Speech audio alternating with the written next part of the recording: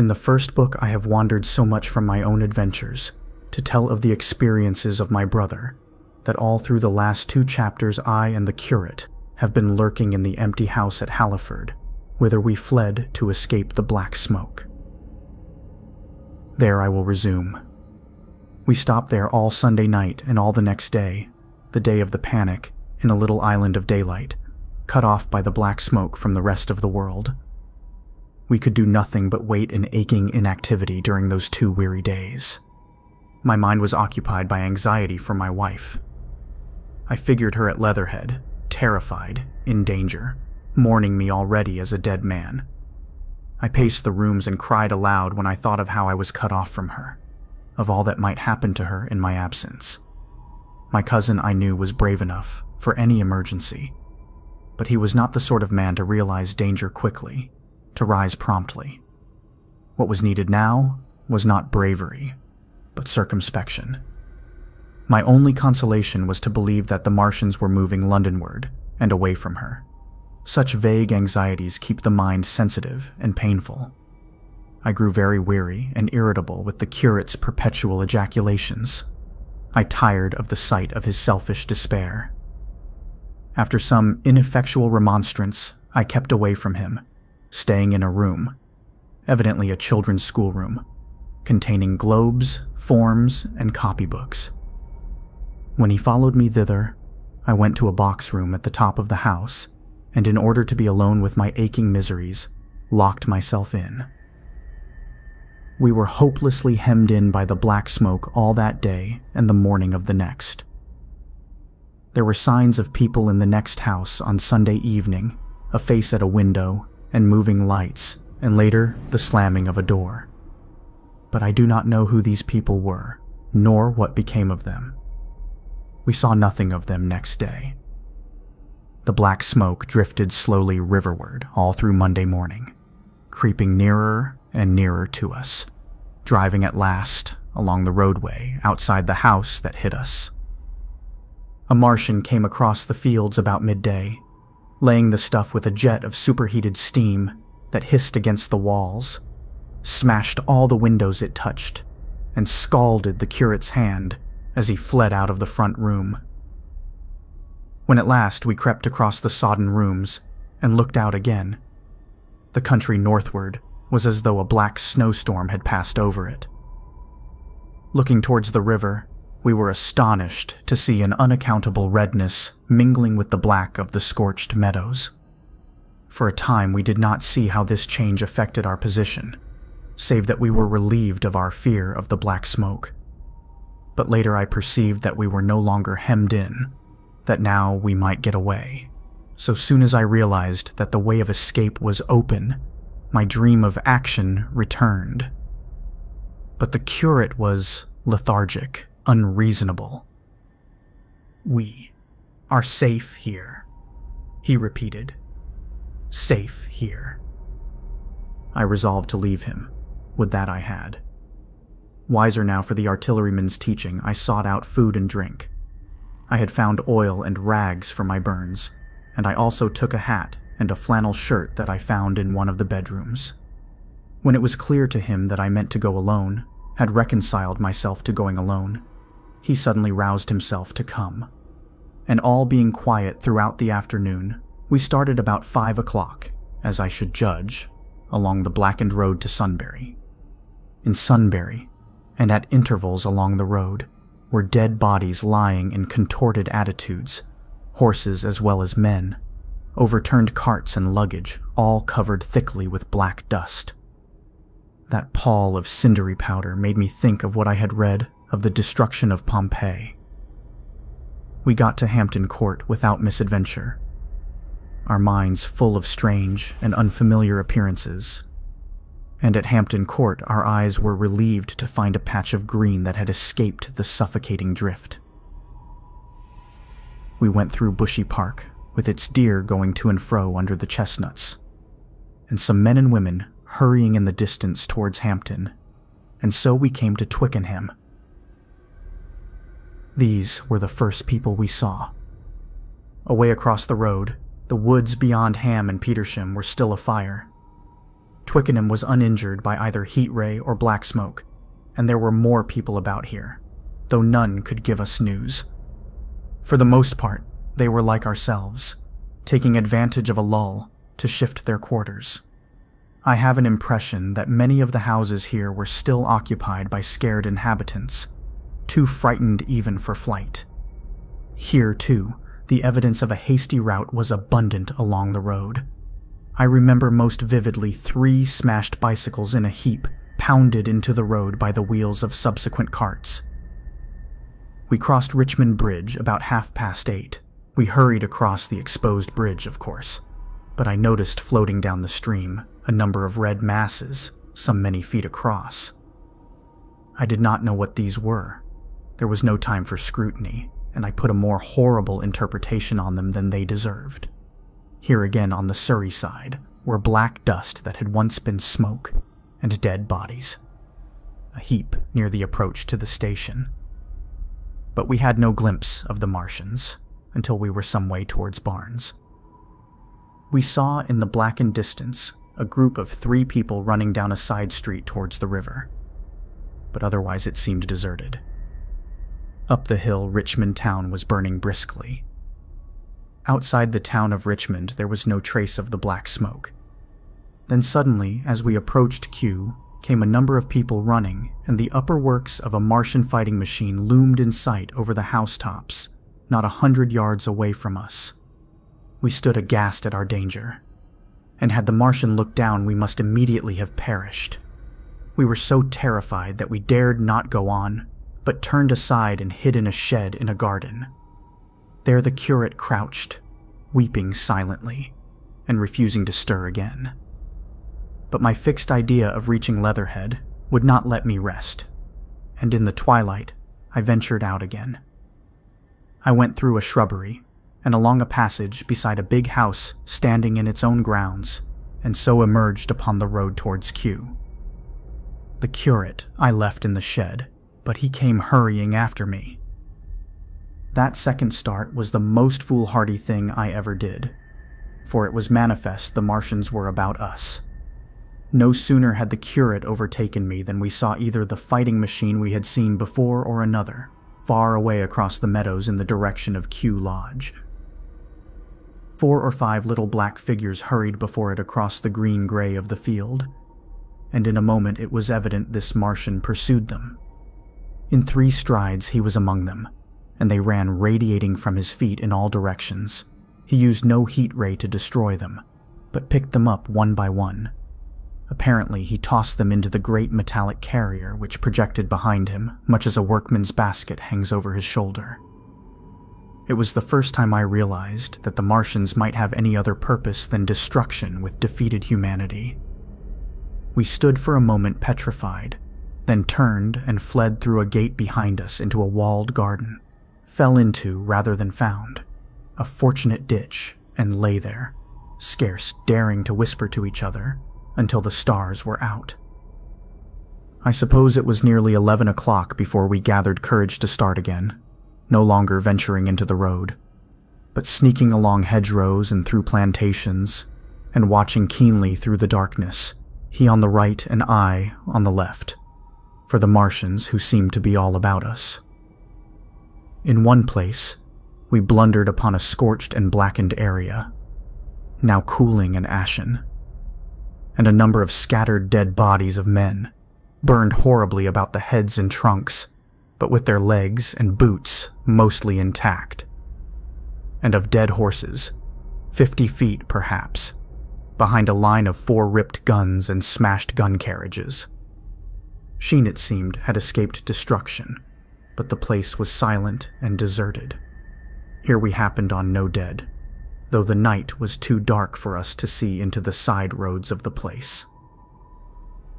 In Sheen, my companion suddenly complained of faintness and thirst, and we decided to try one of the houses.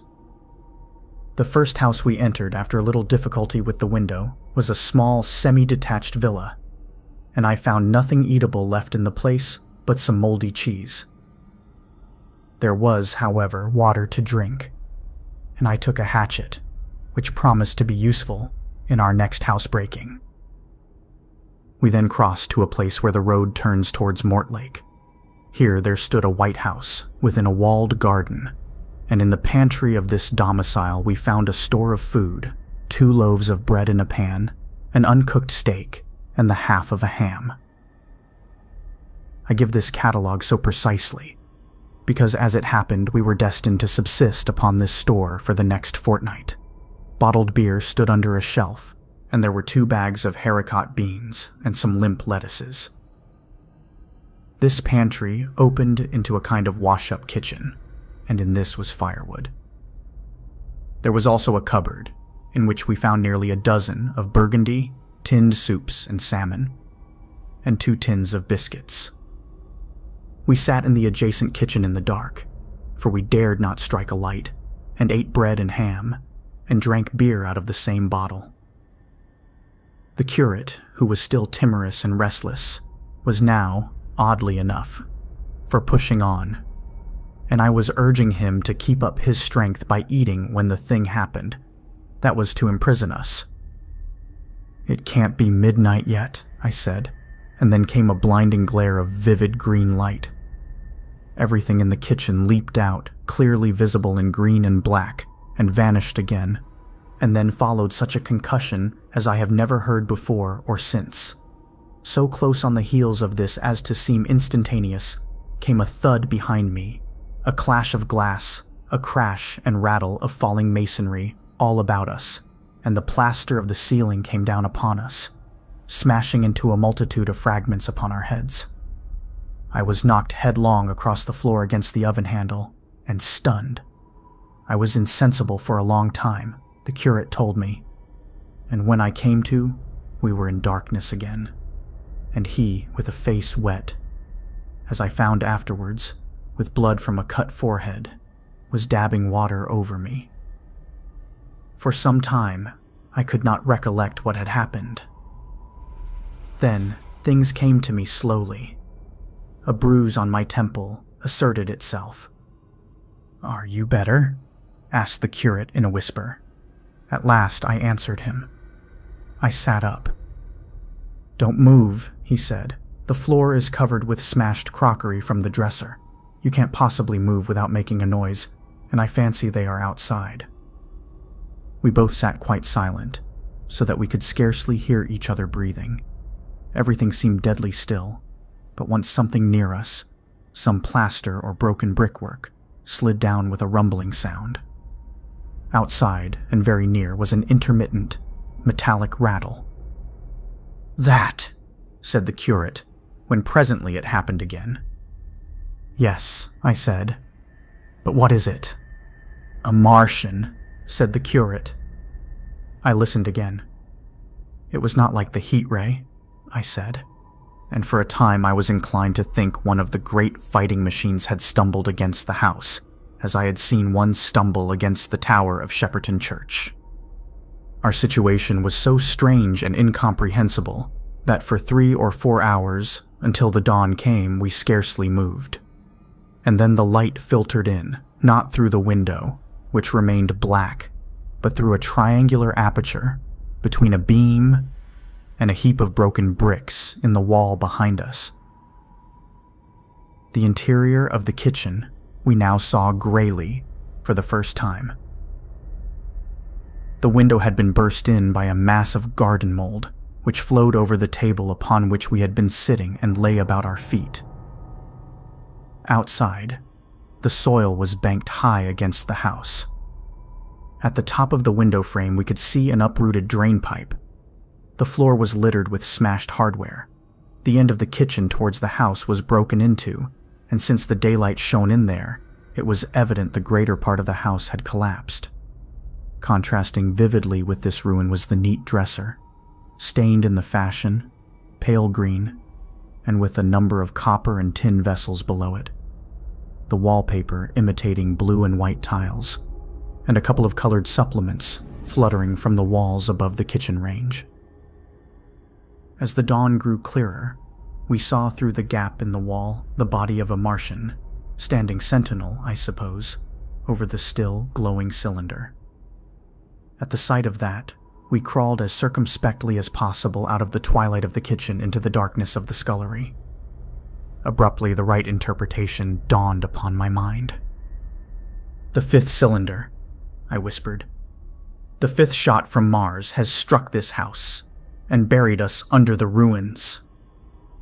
For a time, the curate was silent, and then he whispered, "God have mercy upon us." I heard him presently whimpering to himself. Save for that sound, we lay quite still in the scullery. I, for my part, scarce dared breathe, and sat with my eyes fixed on the faint light of the kitchen door. I could just see the curate's face, a dim, oval shape, and his collar and cuffs. Outside, there began a metallic hammering, then a violent hooting, and then again, after a quiet interval, a hissing, like the hissing of an engine. These noises, for the most part problematical, continued intermittently, and seemed if anything to increase in number as time wore on. Presently, a measured thudding, and a vibration that made everything about us quiver, and the vessels in the pantry ring and shift, began and continued. Once the light was eclipsed, and the ghostly kitchen doorway became absolutely dark. For many hours we must have crouched there, silent and shivering, until our tired attention failed. At last I found myself awake and very hungry. I'm inclined to believe we must have spent the greater portion of a day before that awakening. My hunger was at a stride so insistent that it moved me to action. I told the curate I was going to seek food and felt my way towards the pantry. He made me no answer, but so soon as I began eating, the faint noise I made stirred him up, and I heard him crawling after me. After eating, we crept back to the scullery, and there I must have dozed again, for when presently I looked round I was alone. The thudding vibration continued with wearisome persistence. I whispered for the curate several times, and at last felt my way to the door of the kitchen. It was still daylight, and I perceived him across the room, lying against the triangular hole that looked out upon the Martians. His shoulders were hunched, so that his head was hidden from me. I could hear a number of noises, almost like those in an engine shed, and the place rocked with that beating thud. Through the aperture in the wall I could see the top of a tree touched with gold, and the warm blue of a tranquil evening sky. For a minute or so, I remained watching the curate, and then I advanced, crouching and stepping with extreme care amid the broken crockery that littered the floor. I touched the curate's leg, and he started so violently that a mass of plaster went sliding down outside and fell with a loud impact. I gripped his arm, fearing he might cry out, and for a long time we crouched motionless. Then I turned to see how much of our rampart remained. The detachment of the plaster had left a vertical slit open in the debris, and by raising myself cautiously across a beam, I was able to see out of this gap into what had been overnight a quiet suburban roadway. Vast indeed was the change that we beheld. The 5th cylinder must have fallen right into the midst of the house we had first visited. The building had vanished, completely smashed, pulverized, and dispersed by the blow. The cylinder lay now far beneath the original foundations, deep in a hole, already vastly larger than the pit I had looked into at Woking. The earth all round it had splashed under that tremendous impact. Splashed is the only word, and lay in heaped piles that hid the masses of the adjacent houses. It had behaved exactly like mud under the violent blow of a hammer. Our house had collapsed backward. The front portion, even on the ground floor, had been destroyed completely. By a chance, the kitchen and scullery had escaped and stood buried now under soil and ruins, closed in by tons of earth on every side save towards the cylinder. Over that aspect, we hung now on the very edge of the great circular pit the Martians were engaged in making. The heavy beating sound was evidently just behind us, and ever and again, A bright green vapor drove up like a veil across our peephole.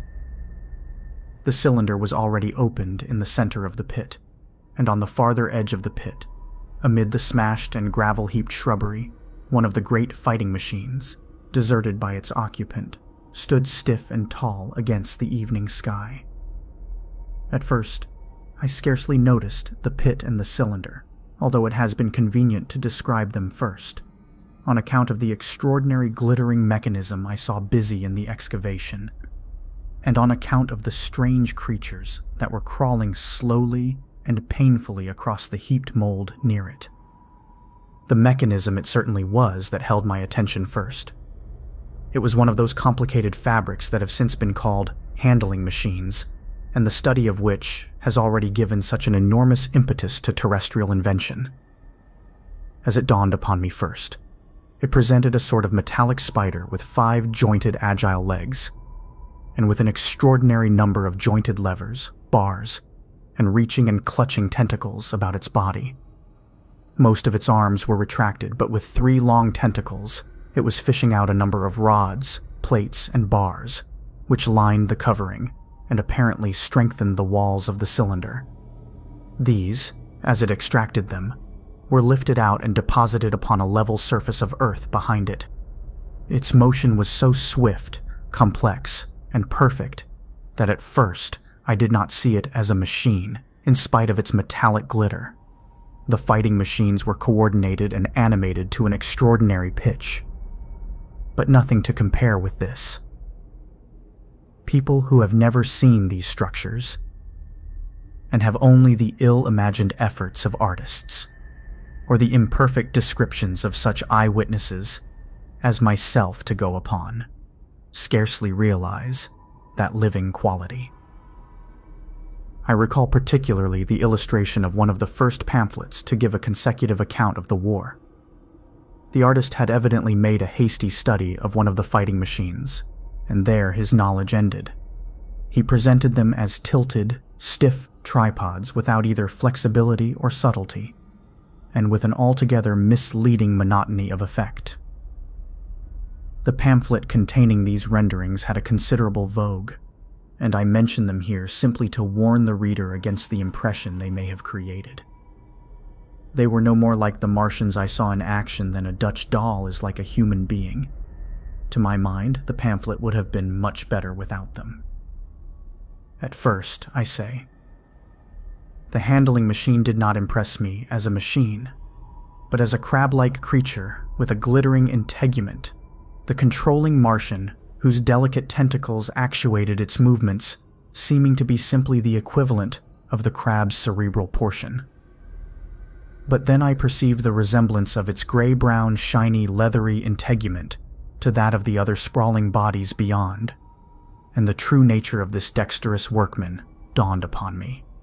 With that realization, my interest shifted to those other creatures, the real Martians. Already I had had a transient impression of these, and the first nausea no longer obscured my observation. Moreover, I was concealed and motionless, and under no urgency of action. They were, I now saw, the most unearthly creatures it is possible to conceive. They were huge round bodies, or rather heads, about 4 feet in diameter, each body having in front of it a face. This face had no nostrils. Indeed, the Martians do not seem to have had any sense of smell, but it had a pair of very large dark-colored eyes, and just beneath this, a kind of fleshy beak.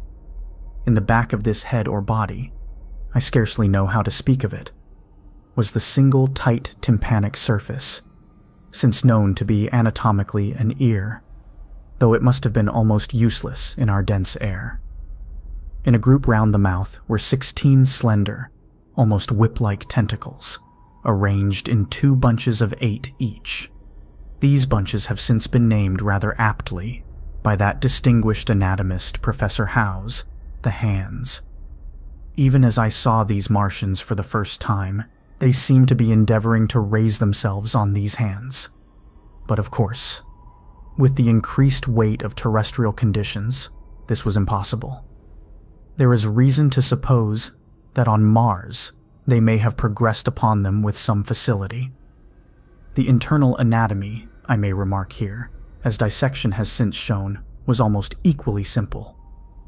The greater part of the structure was the brain, sending enormous nerves to the eyes, ear, and tactile tentacles. Besides this were the bulky lungs, into which the mouth opened, and the heart and its vessels. The pulmonary distress caused by the denser atmosphere and greater gravitational attraction was only too evident in the convulsive movements of the outer skin, and this was the sum of the Martian organs. Strange as it may seem to a human being, all the complex apparatus of digestion, which makes up the bulk of our bodies, did not exist in the Martians. They were heads, merely heads. Entrails they had none. They did not eat, much less digest. Instead, they took the fresh living blood of other creatures and injected it into their own veins. I have myself seen this being done, as I shall mention in its place. But, squeamish as I may seem, I cannot bring myself to describe what I could not endure even to continue watching. Let it suffice to say, blood obtained from a still-living animal, in most cases from a human being, was run directly by means of a little pipette into the recipient canal. The bare idea of this is no doubt horribly repulsive to us, but at the same time, I think that we should remember how repulsive our carnivorous habits would seem to an intelligent rabbit. The physiological advantages of the practice of injection are undeniable. If one thinks of the tremendous waste of human time and energy occasioned by eating and the digestive process. Our bodies are half made up of glands and tubes and organs, occupied in turning heterogeneous food into blood. The digestive processes and their reaction upon the nervous system sap our strength and color our minds. Men go happy or miserable as they have healthy or unhealthy livers or sound gastric glands. But the Martians were lifted above all these organic fluctuations of mood and emotion.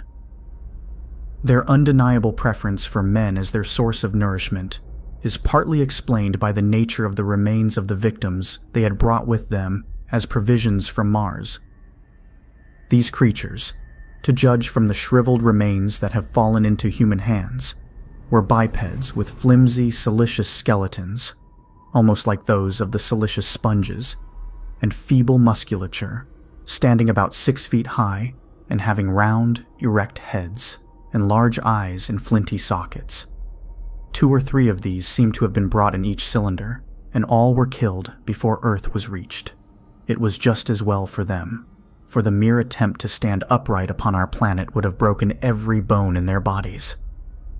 And while I am engaged in this description, I may add in this place certain further details, which, although they were not all evident to us at the time, will enable the reader who is unacquainted with them to form a clearer picture of these offensive creatures. In 3 other points, their physiology differed strangely from ours. Their organisms did not sleep any more than the heart of man sleeps. Since they had no extensive muscular mechanism to recuperate, that periodical extinction was unknown to them. They had little or no sense of fatigue, it would seem. On Earth, they could never have moved without effort, yet even to the last they kept in action.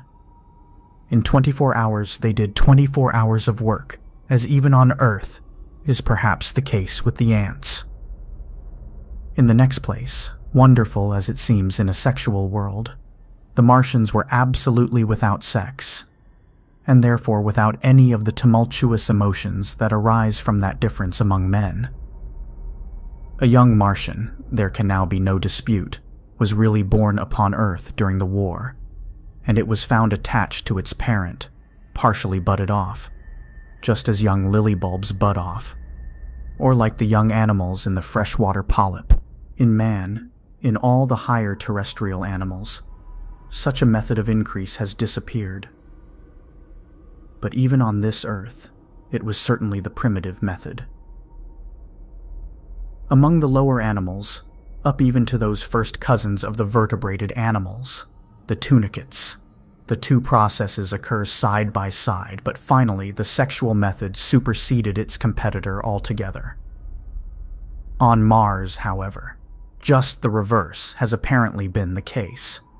It is worthy of remark that a certain speculative writer of quasi-scientific repute, writing long before the Martian invasion, did forecast for man a final structure not unlike the actual Martian condition.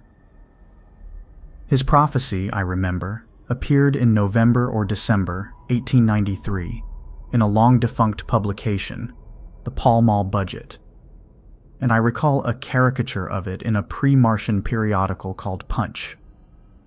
He pointed out, writing in a foolish, facetious tone, that the perfection of mechanical appliances must ultimately supersede limbs, the perfection of chemical devices, digestion, that such organs as hair, external nose, teeth, ears, and chin were no longer essential parts of the human being, and that the tendency of natural selection would lie in the direction of their steady diminution through the coming ages.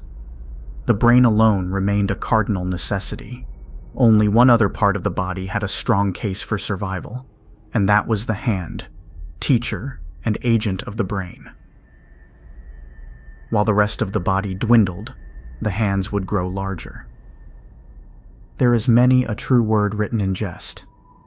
And here in the Martians, we have beyond dispute the actual accomplishment of such a suppression of the animal side of the organism by the intelligence. To me, it is quite credible that the Martians may be descended from beings not unlike ourselves, by a gradual development of brain and hands, the latter giving rise to the two bunches of delicate tentacles at last, at the expense of the rest of the body. Without the body, the brain would, of course, become a mere selfish intelligence, without any of the emotional substratum of the human being. The last salient point in which the systems of these creatures differed from ours was in what one might have thought a very trivial particular.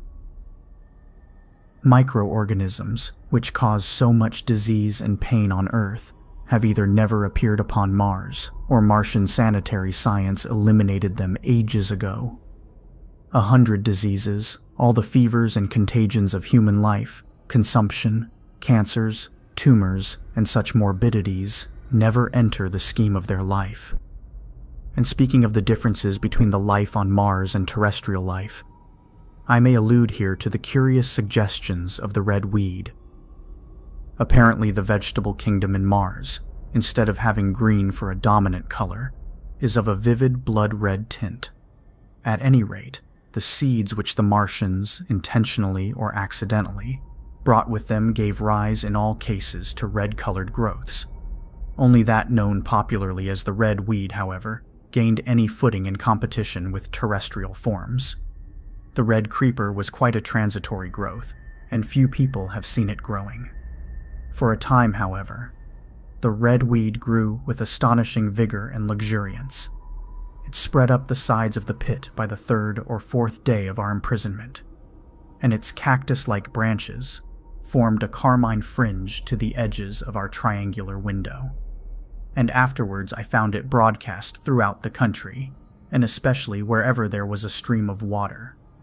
The Martians had what appears to have been an auditory organ, a single round drum at the back of the head body, and eyes with a visual range not very different from ours, except that, according to Phillips, blue and violet were as black to them. It is commonly supposed that they communicated by sounds and tentacular gesticulations.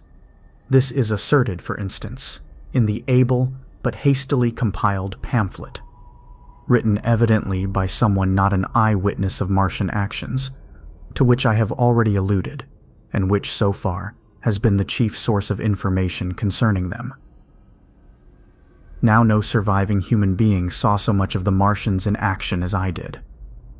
I take no credit to myself for an accident, but the fact is so. And I assert that I watched them closely time after time, and that I have seen 4, 5, and once 6 of them sluggishly performing the most elaborately complicated operations together without either sound or gesture, Their peculiar hooting invariably preceded feeding. It had no modulation, and was, I believe, in no sense a signal, but merely the expiration of air preparatory to the suctional operation. I have a certain claim to at least an elementary knowledge of psychology, and in this matter I am convinced, as firmly as I am convinced of anything, that the Martians interchanged thoughts without any physical intermediation. And I have been convinced of this in spite of strong preconceptions. Before the Martian invasion, as an occasional reader here or there may remember, I had written with some little vehemence against the telepathic theory. The Martians wore no clothing. Their conceptions of ornament and decorum were necessarily different from ours, and not only were they evidently much less sensible of changes of temperature than we are, but changes of pressure do not seem to have affected their health at all seriously. Yet though they wore no clothing, it was in the other artificial additions to their bodily resources that their great superiority over man lay. We men, with our bicycles and road skates, our Lilienthal soaring machines, our guns and sticks and so forth, are just in the beginning of the evolution that the Martians have worked out. They have become practically mere brains, wearing different bodies according to their needs, just as men wear suits of clothes and take a bicycle in a hurry or an umbrella in the wet. And of their appliances, perhaps nothing is more wonderful to a man than the curious fact that what is the dominant feature of almost all human devices and mechanism is absent. The wheel is absent. Among all the things they brought to Earth, there is no trace or suggestion of their use of wheels. One would have at least expected it in locomotion. And in this connection, it is curious to remark that even on this Earth, nature has never hit upon the wheel, or has preferred other expedients to its development. And not only did the Martians either not know of, which is incredible, or abstain from the wheel, but in their apparatus, singularly little use is made of the fixed pivot or relatively fixed pivot, with circular motions thereabout confined to one plane. Almost all the joints of the machinery present a complicated system of sliding parts moving over small but beautifully curved friction bearings. And while upon this matter of detail, it is remarkable that the long leverages of their machines are in most cases actuated by a sort of sham musculature of the discs in an elastic sheath. These discs become polarized and drawn closely and powerfully together when traversed by a current of electricity. In this way, the curious parallelism to animal motions, which was so striking and disturbing to the human beholder, was attained. Such quasi-muscles abounded in the crab-like handling machine, which on my first peeping out of the slit, I watched unpacking the cylinder. It seemed infinitely more alive than the actual Martians lying beyond it in the sunset light, panting, stirring ineffectual tentacles, and moving feebly after their vast journey across space.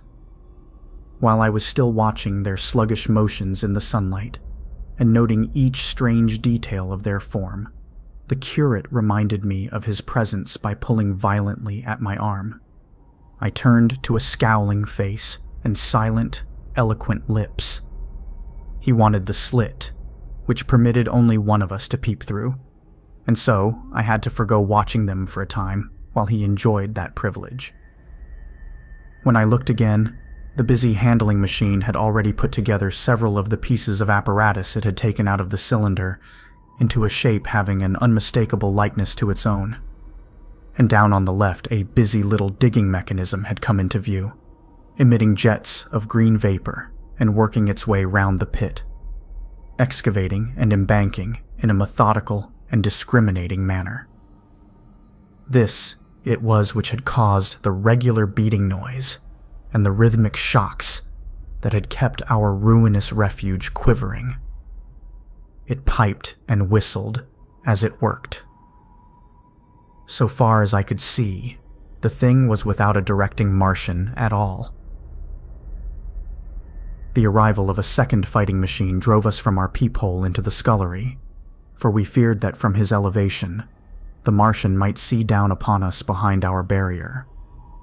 At a later date, we began to feel less in danger of their eyes, for to an eye in the dazzle of the sunlight outside our refuge must have been blank blackness.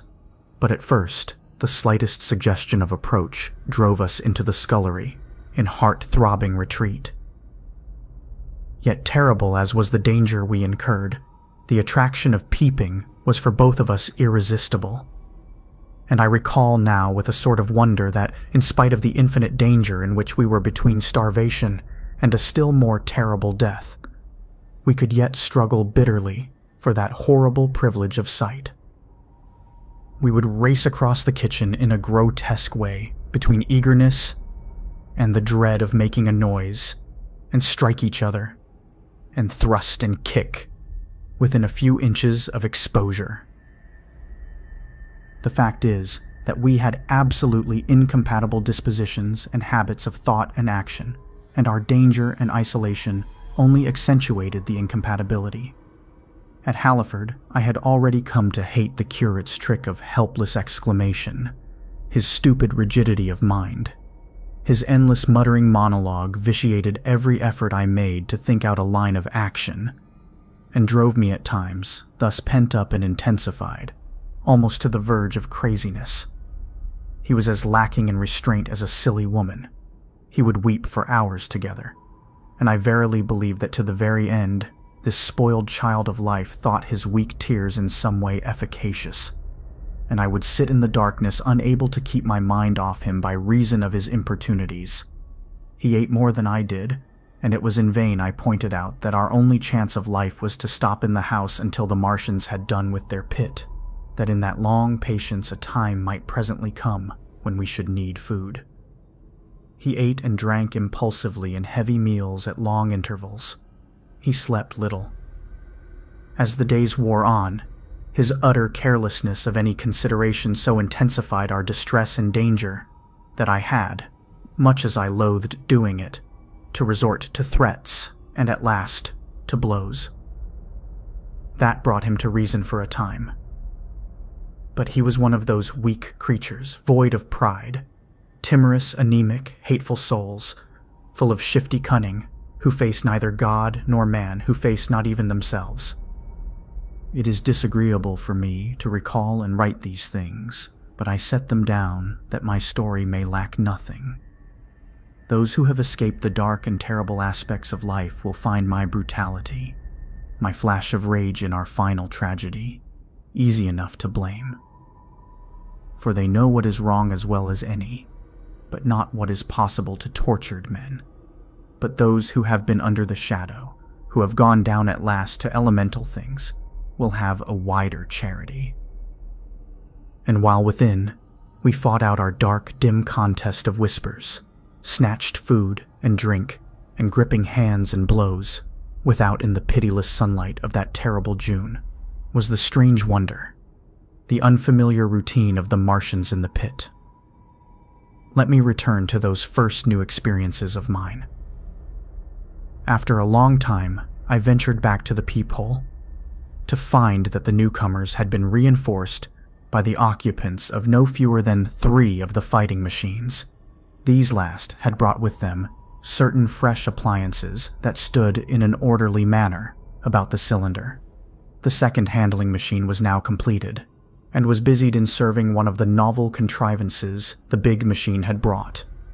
This was a body resembling a milk can in its general form, above which oscillated a pear-shaped receptacle, and from which a stream of white powder flowed into a circular basin below. The oscillatory motion was imparted to this by one tentacle of the handling machine. With 2 spatulate hands, the handling machine was digging out and flinging masses of clay into the pear-shaped receptacle above, while with another arm it periodically opened a door and removed rusty and blackened clinkers from the middle part of the machine. Another steely tentacle directed the powder from the basin along a ribbed channel towards some receiver that was hidden from me by the mound of bluish dust. From this unseen receiver, a little thread of green smoke rose vertically into the quiet air. As I looked, the handling machine, with a faint and musical clinking extended telescopic fashion, a tentacle that had been a moment before a mere blunt projection, until its end was hidden behind the mound of clay. In another second, it had lifted a bar of white aluminium into sight, untarnished as yet, and shining dazzlingly, and deposited it in a growing stack of bars that stood at the side of the pit. Between sunset and starlight, this dexterous machine must have made more than 100 such bars out of the crude clay, and the mound of bluish dust rose steadily until it topped the side of the pit. The contrast between the swift and complex movements of these contrivances and the inert, panting clumsiness of their masters was acute, and for days I had to tell myself repeatedly that these latter were indeed the living of the two things. The curate had possession of the slit when the first men were brought to the pit. I was sitting below, huddled up, listening with all my ears. He made a sudden movement backward, and I, fearful that we were observed, crouched in a spasm of terror. He came sliding down the rubbish and crept beside me in the darkness, inarticulate, gesticulating, and for a moment I shared his panic. His gesture suggested a resignation of the slit, and after a little while my curiosity gave me courage, and I rose up, stepped across him, and clambered up to it. At first I could see no reason for his frantic behavior. The twilight had now come, the stars were little and faint, but the pit was illuminated by the flickering green fire that came from the aluminium making. The whole picture was a flickering scheme of green gleams and shifting rusty black shadows, strangely trying to the eyes. Over and through it all went the bats, heeding it not at all. The sprawling Martians were no longer to be seen. The mound of blue-green powder had risen to cover them from sight, and a fighting machine with its legs contracted, crumpled and abbreviated stood across the corner of the pit. And then, amid the clangor of the machinery, came a drifting suspicion of human voices that I entertained at first only to dismiss. I crouched, watching this fighting machine closely, satisfying myself now for the first time that the hood did indeed contain a Martian. As the green flames lifted, I could see the oily gleam of his integument and the brightness of his eyes. And suddenly, I heard a yell, and saw a long tentacle reaching over the shoulder of the machine to the little cage that hunched upon its back. Then something struggling violently, was lifted high against the sky, a black vague enigma against the starlight. And as this black object came down again, I saw by the green brightness that it was a man. For an instant he was clearly visible. He was a stout, ruddy, middle-aged man, well-dressed. 3 days before, he must have been walking the world, a man of considerable consequence. I could see his staring eyes and gleams of light on his studs and watch chain. He vanished behind the mound, and for a moment, there was silence. And then began a shrieking and a sustained and cheerful hooting from the Martians. I slid down the rubbish, struggled to my feet, clapped my hands over my ears, and bolted into the scullery. The curate, who had been crouching silently with his arms over his head, looked up as I passed, cried out quite loudly at my desertion of him, and came running after me. That night, as we lurked in the scullery, balanced between our horror and the terrible fascination this peeping had, although I felt an urgent need of action, I tried in vain to conceive some plan of escape. But afterwards, during the second day, I was able to consider our position with great clearness. The curate, I found, was quite incapable of discussion. This new and culminating atrocity had robbed him of all vestiges of reason or forethought. Practically, he had already sunk to the level of an animal. But as the saying goes, I gripped myself with both hands. It grew upon my mind. Once I could face the facts, that terrible as our position was, there was as yet no justification for absolute despair. Our chief chance lay in the possibility of the Martians making the pit nothing more than a temporary encampment, or even if they kept it permanently, they might not consider it necessary to guard it, and a chance of escape might be afforded us.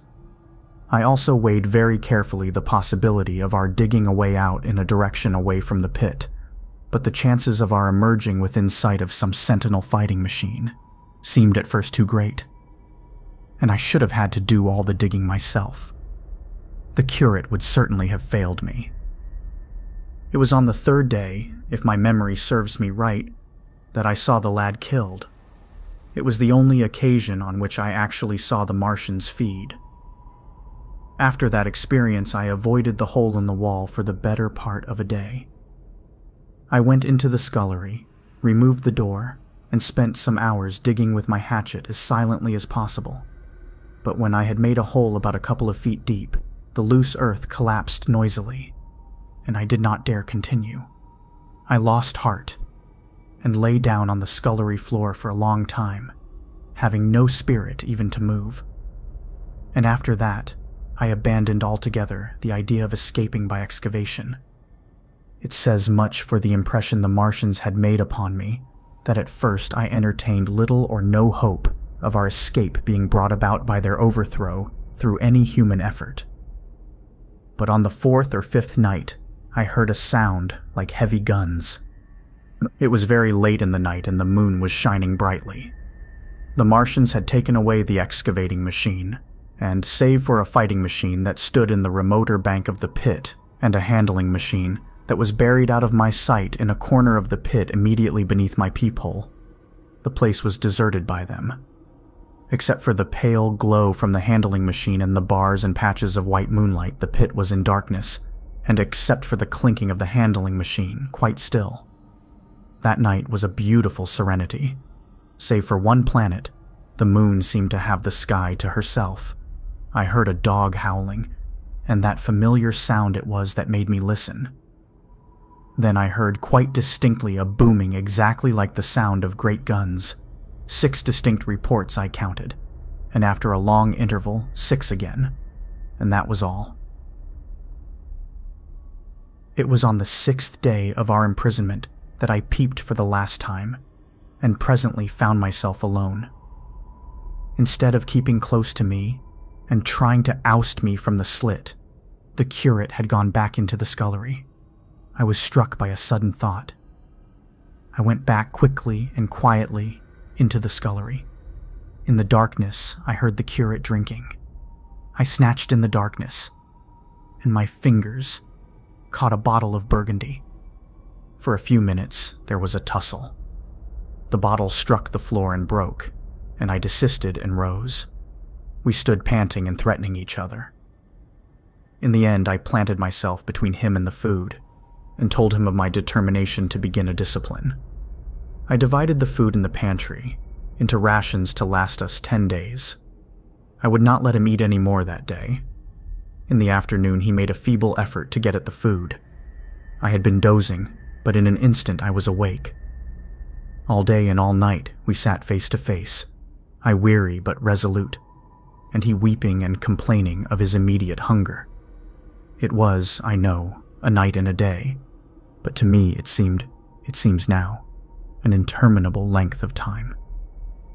And so our widened incompatibility ended at last in open conflict. For 2 vast days we struggled in undertones and wrestling contests. There were times when I beat and kicked him madly, times when I cajoled and persuaded him, and once I tried to bribe him with the last bottle of Burgundy, for there was a rainwater pump from which I could get water. But neither force nor kindness availed. He was indeed beyond reason. He would neither desist from his attacks on the food, nor from his noisy babbling to himself. The rudimentary precautions to keep our imprisonment endurable he would not observe.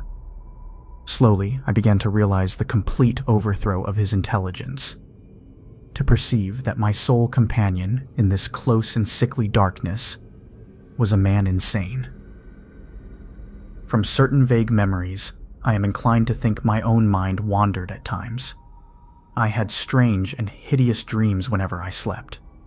It sounds paradoxical, but I am inclined to think that the weakness and insanity of the curate warned me, braced me, and kept me a sane man. On the 8th day, he began to talk aloud instead of whispering, and nothing I could do would moderate his speech. "It is just, oh God," he would say over and over again. "It is just. On me and mine be the punishment laid. We have sinned, we have fallen short. There was poverty, sorrow. The poor were trodden in the dust, and I held my peace. I preached acceptable folly. My God, what folly, when I should have stood up, though I died for it, and called upon them to repent. Repent. Oppressors of the poor and needy. The winepress of God." And then he would suddenly revert to the matter of the food I withheld from him, praying, begging, weeping, at last threatening. He began to raise his voice. I prayed him not to. He perceived a hold on me. He threatened he would shout and bring the Martians upon us. For a time, that scared me, but any concession would have shortened our chance of escape beyond estimating. I defied him, although I felt no assurance that he might not do this thing. But that day, at any rate, he did not. He talked with his voice rising slowly through the greater part of the 8th and 9th days. Threats, entreaties, mingled with a torrent of half-sane and always frothy repentance for his vacant sham of God's service, such as made me pity him. Then he slept a while, and began again with renewed strength, so loudly that I must needs make him desist.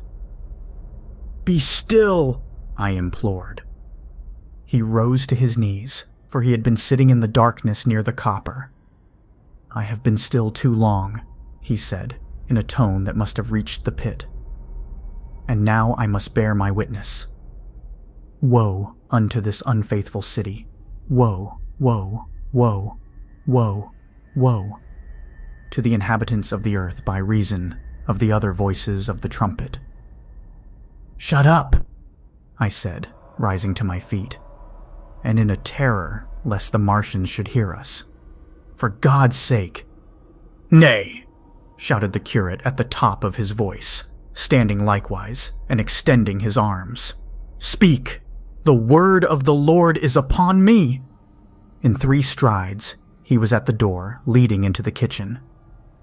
"I must bear my witness. I go. It has already been too long delayed." I put out my hand and felt the meat chopper hanging to the wall. In a flash, I was after him. I was fierce with fear.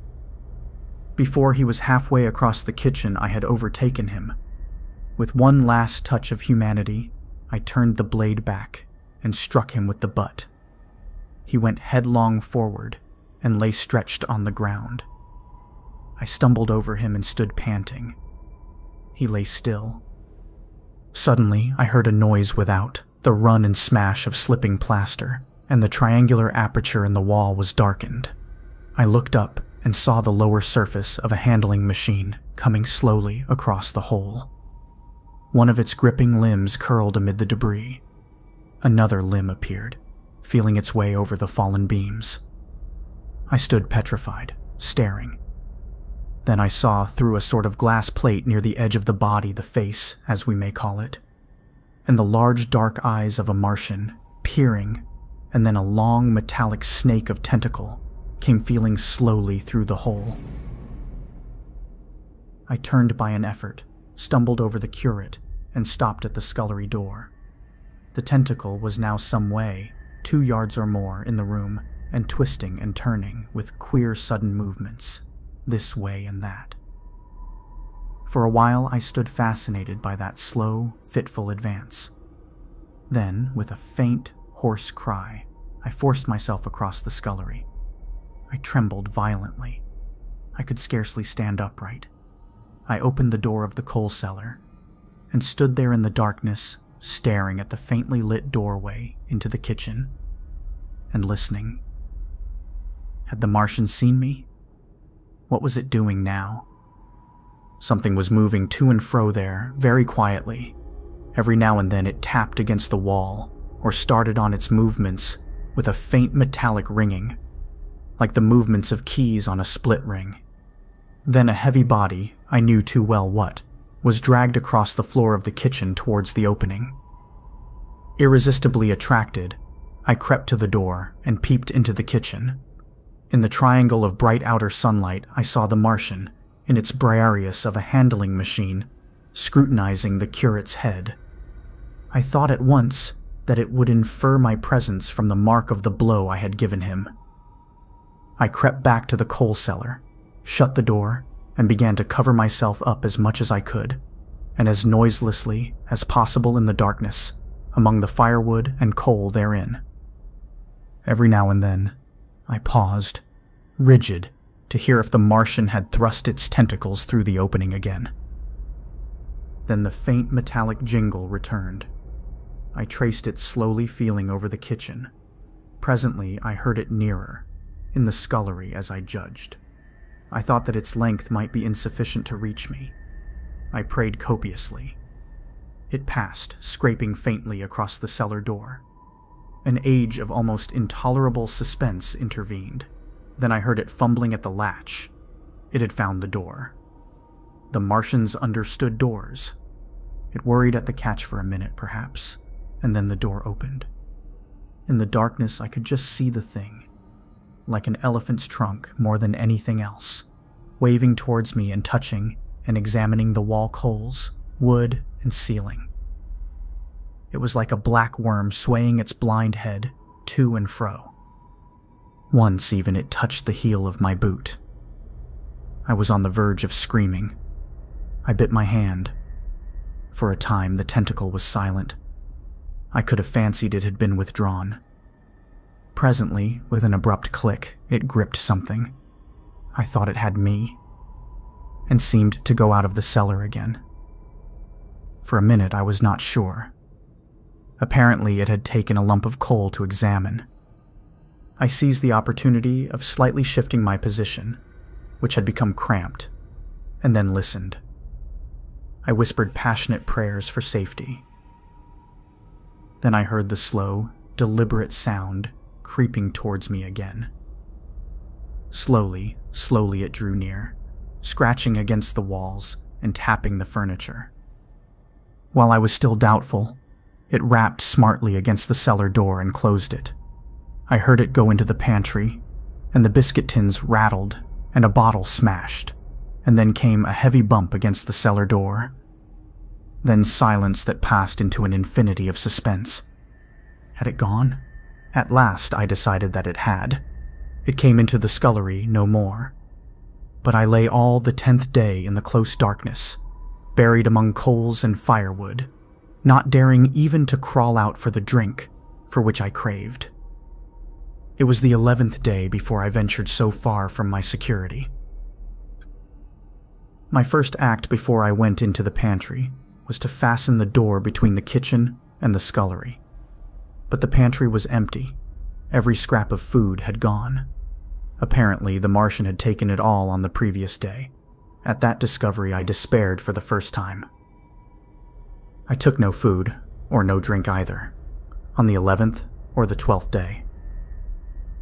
At first, my mouth and throat were parched, and my strength ebbed sensibly. I sat about in the darkness of the scullery, in a state of despondent wretchedness. My mind ran on eating. I thought I had become deaf, for the noises of movement I had been accustomed to hear from the pit had ceased absolutely. I did not feel strong enough to crawl noiselessly to the peephole, or I would have gone there. On the 12th day, my throat was so painful that, taking the chance of alarming the Martians, I attacked the creaking rainwater pump that stood by the sink and got a couple of glassfuls of blackened and tainted rainwater. I was greatly refreshed by this, and emboldened by the fact that no inquiring tentacle followed the noise of my pumping. During these days, in a rambling, inconclusive way, I thought much of the curate and of the manner of his death. On the 13th day, I drank some more water, and dozed and thought disjointedly of eating, and of vague, impossible plans of escape. Whenever I dozed, I dreamt of horrible phantasms. of the death of the curate, or of sumptuous dinners. But asleep or awake, I felt a keen pain that urged me to drink again and again. The light that came into the scullery was no longer gray, but red. To my disordered imagination, it seemed the color of blood. On the 14th day, I went into the kitchen, and I was surprised to find that the fronds of the red weed had grown right across the hole in the wall, turning the half-light of the place into a crimson-colored obscurity. It was early on the 15th day that I heard a curious, familiar sequence of sounds in the kitchen, and listening, identified it as the snuffing and scratching of a dog. Going into the kitchen, I saw a dog's nose peering in through a break among the ruddy fronds. This greatly surprised me. At the scent of me, he barked shortly. I thought if I could induce him to come into the place quietly, I should be able, perhaps, to kill and eat him. And in any case, it would be advisable to kill him, lest his actions attracted the attention of the Martians. I crept forward, saying, "Good dog," very softly, but he suddenly withdrew his head and disappeared. I listened. I was not deaf, but certainly the pit was still. I heard a sound like the flutter of a bird's wings and a hoarse croaking, but that was all. For a long while I lay close to the peephole, but not daring to move aside the red plants that obscured it. Once or twice I heard a faint pitter-patter like the feet of the dog going hither and thither on the sand far below me, and there were more bird-like sounds, but that was all. At length, encouraged by the silence, I looked out. Except in the corner where a multitude of crows hopped and fought over the skeletons of the dead the Martians had consumed, there was not a living thing in the pit. I stared about me, scarcely believing my eyes. All the machinery had gone, save for the big mound of grayish-blue powder in one corner, certain bars of aluminium in another, the black birds, and the skeletons of the killed. The place was merely an empty circular pit in the sand. Slowly I thrust myself out through the red weed and stood upon the mound of rubble. I could see in any direction save behind me to the north, and neither Martians nor sign of Martians were to be seen. The pit dropped sheerly from my feet, but a little way along the rubbish afforded a practicable slope to the summit of the ruins. My chance of escape had come. I began to tremble. I hesitated for some time, and then, in a gust of desperate resolution, and with a heart that throbbed violently, I scrambled to the top of the mound in which I had been buried so long. I looked about again. To the northward, too, no Martian was visible. When I had last seen this part of Sheen in the daylight, it had been a straggling street of comfortable white and red houses, interspersed with abundant shady trees. Now I stood on a mound of smashed brickwork, clay, and gravel, over which spread a multitude of red cactus-shaped plants, knee-high, without a solitary terrestrial growth to dispute their footing. The trees near me were dead and brown, but further a network of red thread scaled the still living stems. The neighboring houses had all been wrecked, but none had been burned.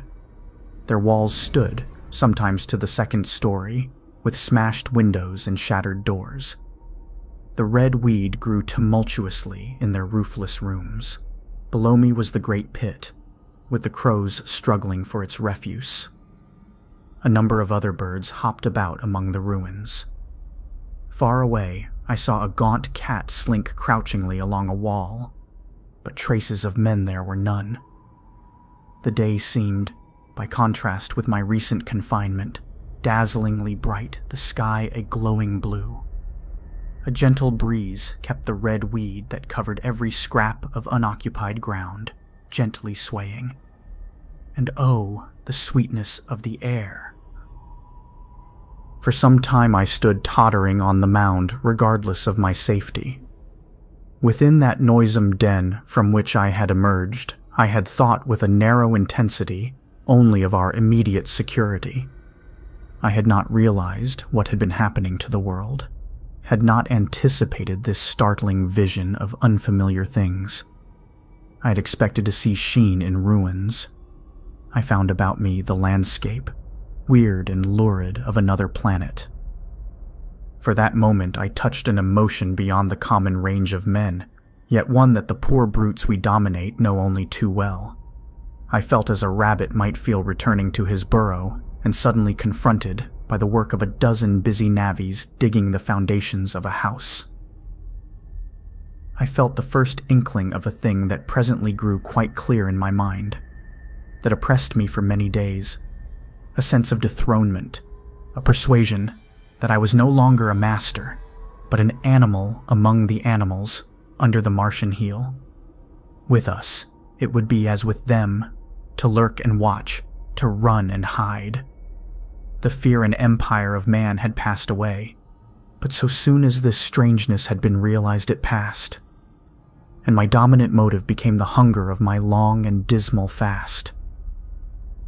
In the direction away from the pit I saw, beyond a red-covered wall, a patch of garden ground unburied. This gave me a hint, and I went knee-deep, and sometimes neck-deep, in the red weed. The density of the weed gave me a reassuring sense of hiding. The wall was some 6 feet high, and when I attempted to clamber it, I found I could not lift my feet to the crest. So I went along by the side of it, and came to a corner and a rockwork that enabled me to get to the top and tumble into the garden I coveted.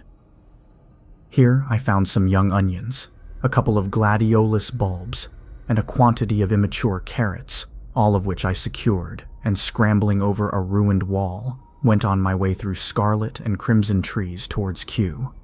It was like walking through an avenue of gigantic blood drops, possessed with two ideas: to get more food, and to limp, as soon and as far as my strength permitted, out of this accursed, unearthly region of the pit. Some way farther, in a grassy place, was a group of mushrooms which also I devoured, and then I came upon a brown sheet of flowing shallow water, where meadows used to be. These fragments of nourishment served only to whet my hunger. At first, I was surprised at this flood in a hot, dry summer, but afterwards I discovered that it was caused by the tropical exuberance of the red weed. Directly this extraordinary growth encountered water, it straightway became gigantic and of unparalleled fecundity. Its seeds were simply poured down into the water of the Wey and Thames, and its swiftly growing and titanic water fronds speedily choked both those rivers. At Putney, as I afterwards saw, the bridge was almost lost in a tangle of this weed, and at Richmond too, the Thames water poured in a broad and shallow stream across the meadows of Hampton and Twickenham. As the water spread, the weed followed them, until the ruined villas of the Thames Valley were for a time lost in this red swamp, whose margin I explored, and much of the desolation the Martians had caused was concealed. In the end, the red weed succumbed almost as quickly as it had spread, a cankering disease due, it is believed, to the action of certain bacteria presently seized upon it. Now, by the action of natural selection, all terrestrial plants have acquired a resisting power against bacterial diseases. They never succumb without a severe struggle. But the red weed rotted like a thing already dead. The fronds became bleached, and then shriveled and brittle. They broke off at the least touch, and the waters that had stimulated their early growth carried their last vestiges out to sea. My first act on coming to this water was, of course, to slake my thirst. I drank a great deal of it, and moved by an impulse, gnawed some fronds of red weed, but they were watery and had a sickly, metallic taste. I found the water was sufficiently shallow for me to wade securely, although the red weed impeded my feet a little, but the flood evidently got deeper towards the river, and I turned back to Mortlake. I managed to make out the road by means of occasional ruins of its villas and fences and lamps, and so presently I got out of this spate and made my way to the hill going up towards Roehampton, and came out on Putney Common. Here the scenery changed from the strange and unfamiliar to the wreckage of the familiar. Patches of ground exhibited the devastation of a cyclone, and in a few score yards, I would come upon perfectly undisturbed spaces, houses with their blinds trimly drawn and doors closed, as if they had been left for a day by the owners, or as if their inhabitants slept within. The red weed was less abundant. The tall trees along the lane were free from the red creeper. I hunted for food among the trees, finding nothing. And I also raided a couple of silent houses, but they had already been broken into and ransacked. I rested for the remainder of the daylight in a shrubbery, being in my enfeebled condition, too fatigued to push on. All this time, I saw no human beings and no signs of the Martians. I encountered a couple of hungry-looking dogs, but both hurried circuitously away from the advances I made them. Near Roehampton, I had seen 2 human skeletons, not bodies, but skeletons picked clean, and in the wood by me I found the crushed and scattered bones of several cats and rabbits, and the skull of a sheep. But though I gnawed parts of these in my mouth, there was nothing to be got from them. After sunset, I struggled on along the road towards Putney, where I think the heat ray must have been used for some reason, and in the garden beyond Roehampton, I got a quantity of immature potatoes, sufficient to stay my hunger. From this garden, one looked down upon Putney and the river. The aspect of the place in the dusk was singularly desolate. Blackened trees, blackened, desolate ruins, and down the hill the sheets of the flooded river, red tinged with the weed. And overall, silence. It filled me with indescribable terror to think how swiftly that desolating change had come. For a time, I believed that mankind had been swept out of existence, and that I stood there alone, the last man left alive. Hard by the top of Putney Hill, I came upon another skeleton, with the arms dislocated and removed several yards from the rest of the body. As I proceeded, I became more and more convinced that the extermination of mankind was save for such stragglers as myself, already accomplished in this part of the world. The Martians, I thought, had gone on and left the country desolated, seeking food elsewhere. Perhaps even now they were destroying Berlin or Paris, or it might be they had gone northward. I spent that night in the inn that stands at the top of Putney Hill, sleeping in a made bed for the first time since my flight to Leatherhead. I will not tell the needless trouble I had breaking into that house. Afterwards, I found the front door was on the latch, nor how I ransacked every room for food until just on the verge of despair, in what seemed to me to be a servant's bedroom, I found a rat-gnawed crust and 2 tins of pineapple. The place had been already searched and emptied. In the bar, I afterwards found some biscuits and sandwiches that had been overlooked. The latter I could not eat, they were too rotten, but the former not only stayed my hunger, but filled my pockets. I lit no lamps, fearing some Martian might come beating that part of London for food in the night. Before I went to bed, I had an interval of restlessness and prowled from window to window, peering out for some sign of these monsters. I slept little. As I lay in bed, I found myself thinking consecutively, a thing I do not remember to have done since my last argument with the curate. During all the intervening time, my mental condition had been a hurrying succession of vague emotional states or a sort of stupid receptivity. But in the night, my brain, reinforced, I suppose, by the food I had eaten, grew clear again, and I thought. 3 things struggled for possession of my mind: the killing of the curate, the whereabouts of the Martians, and the possible fate of my wife. The former gave me no sensation of horror or remorse to recall. I saw it simply as a thing done, a memory infinitely disagreeable, but quite without the quality of remorse. I saw myself then, as I see myself now, driven step by step towards that hasty blow, the creature of a sequence of accidents leading inevitably to that. I felt no condemnation, yet the memory, static, unprogressive, haunted me. In the silence of the night, with that sense of the nearness of God that sometimes comes into the stillness and the darkness, I stood my trial, my only trial. for that moment of wrath and fear. I retraced every step of our conversation from the moment when I had found him crouching beside me, heedless of my thirst, and pointing to the fire and smoke that streamed up from the ruins of Weybridge. We had been incapable of cooperation. Grim chance had taken no heed of that. Had I foreseen, I should have left him at Halliford. But I did not foresee, and crime is to foresee and do. And I set this down as I have set all this story down, as it was. There were no witnesses, all these things I might have concealed. But I set it down, and the reader must form his judgment as he will. And when, by an effort, I had set aside that picture of a prostrate body, I faced the problem of the Martians and the fate of my wife. For the former, I had no data. I could imagine 100 things, and so, unhappily, I could for the latter. And suddenly that night became terrible. I found myself sitting up in bed, staring at the dark. I found myself praying that the heat ray might have suddenly and painlessly struck her out of being. Since the night of my return from Leatherhead, I had not prayed. I had uttered prayers, fetish prayers, had prayed as heathens mutter charms when I was in extremity. But now I prayed indeed, pleading steadfastly and sanely, face to face with the darkness of God. Strange night. Strangest in this, that so soon as dawn had come, I who had talked with God crept out of the house like a rat leaving its hiding place, a creature scarcely larger, an inferior animal, a thing that for any passing whim of our masters might be hunted and killed. Perhaps they also prayed confidently to God.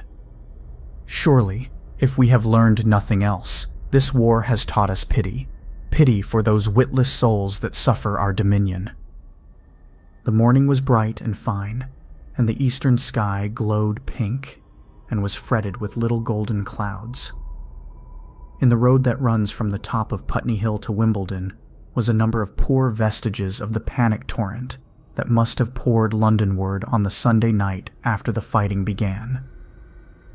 There was a little two-wheeled cart, inscribed with the name of Thomas Lobb, greengrocer, New Malden, with a smashed wheel and an abandoned tin trunk. There was a straw hat trampled into the now hardened mud, and at the top of West Hill, a lot of blood-stained glass about the overturned water trough. My movements were languid, my plans of the vaguest. I had an idea of going to Leatherhead, though I knew that there I had the poorest chance of finding my wife. Certainly, unless death had overtaken them suddenly, my cousins and she would have fled thence. But it seemed to me I might find or learn there whither the Surrey people had fled. I knew I wanted to find my wife, that my heart ached for her in the world of men. But I had no clear idea how the finding might be done. I was also sharply aware now of my intense loneliness. From the corner, I went, under cover of a thicket of trees and bushes, to the edge of Wimbledon Common, stretching wide and far. That dark expanse was lit in patches by yellow gorse and broom. There was no red weed to be seen, and as I prowled, hesitating, on the verge of the open, the sun rose, flooding it all with light and vitality. I came upon a busy swarm of little frogs in a swampy place among the trees. I stopped to look at them, drawing a lesson from their stout resolve to live, and presently, turning suddenly, with an odd feeling of being watched, I beheld something crouching amid a clump of bushes. I stood regarding this. I made a step towards it, and it rose up and became a man armed with a cutlass. I approached him slowly. He stood silent and motionless, regarding me. As I drew nearer, I perceived he was dressed in clothes as dusty and filthy as my own. He looked, indeed, as though he had been dragged through a culvert. Nearer, I distinguished the green slime of ditches, mixing with the pale drab of dried clay, and shiny, coaly patches. His black hair fell over his eyes, and his face was dark and dirty and sunken, so that at first I did not recognize him. There was a red cut across the lower part of his face. "Stop!" he cried when I was within 10 yards of him, and I stopped. His voice was hoarse. "Where do you come from?" he said. I thought, surveying him. "I come from Mortlake," I said. "I was buried near the pit the Martians made about their cylinder. I have worked my way out and escaped." "There is no food about here," he said. "This is my country. All this hill down to the river, and back to Clapham, and up to the edge of the common. There is only food for one. Which way are you going?" I answered slowly. "I don't know," I said. "I have been buried in the ruins of a house 13 or 14 days. I don't know what has happened." He looked at me doubtfully, then started, and looked with a changed expression. "I've no wish to stop about here," said I. "I think I shall go to Leatherhead, for my wife was there." He shot out a pointing finger. "It is you," said he. "The man from Woking. And you weren't killed at Weybridge?" I recognized him at the same moment. "You are the artilleryman who came into my garden." "Good luck," he said. "We are lucky ones. Fancy you." He put out a hand and I took it. "I crawled up a drain," he said. "But they didn't kill everyone. And after they went away, I got off towards Walton across the fields. But it's not 16 days altogether, and your hair is gray." He looked over his shoulder suddenly. "Only a rook," he said. "One gets to know that birds have shadows these days. This is a bit open. Let us crawl under those bushes and talk." "Have you seen any Martians?" I said. "Since I crawled out—" "They've gone away across London," he said. "I guess they've got a bigger camp there. Of a night, all over there, Hampstead Way, the sky is alive with their lights. It's like a great city. And in the glare you can just see them moving.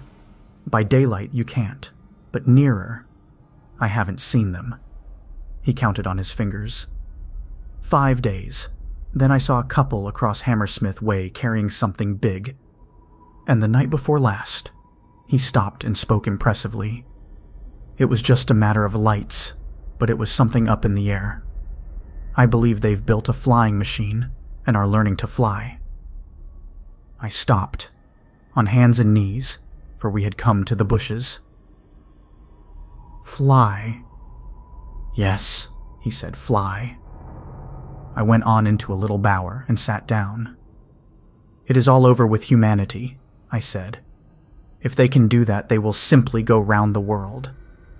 He nodded. "They will, but it will relieve things over here a bit. And besides," he looked at me, "aren't you satisfied it is up with humanity?" "I am. We're down. We're beat." I stared.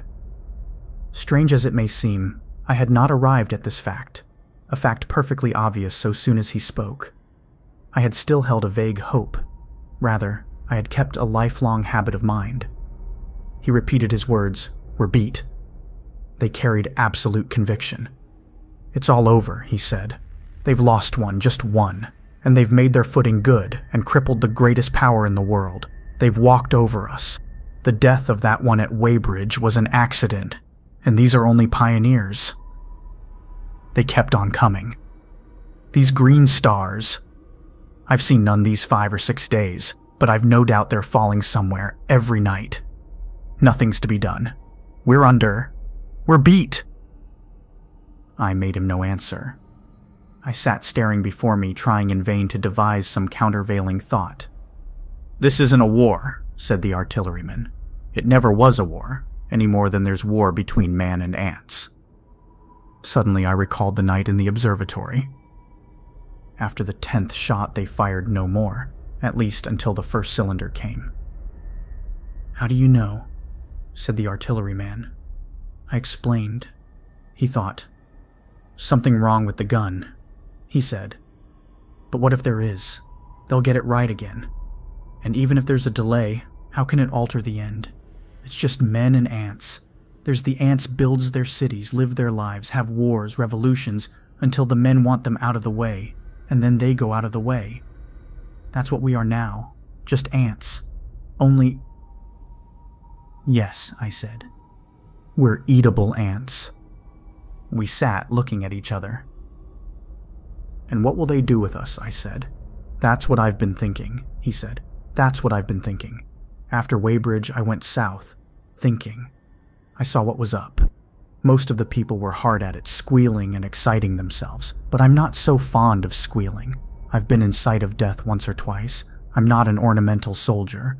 And at the best and worst, death. It's just death. And it's the man that keeps on thinking comes through. I saw everyone tracking away south. Says I, food won't last this way. And I turned right back. I went for the Martians like a sparrow goes for man. All round. He waved a hand to the horizon. They're starving in heaps, bolting, treading on each other. He saw my face and halted awkwardly. No doubt lots who had money have gone away to France, he said. He seemed to hesitate whether to apologize, met my eyes, and went on. There's food all about here, canned things in shops, wine, spirits, mineral waters, and the water mains and drains are empty. Well, I was telling you what I was thinking. Here's intelligent things, I said, and it seems they want us for food. First, they'll smash us up. Ships, machines, guns, cities, all the order and organization. All that will go. If we were the size of ants, we might pull through, but we're not. It's all too bulky to stop. That's the first certainty, eh? I assented. It is. I've thought it out. Very well then. Next. At present, we're caught as we're wanted.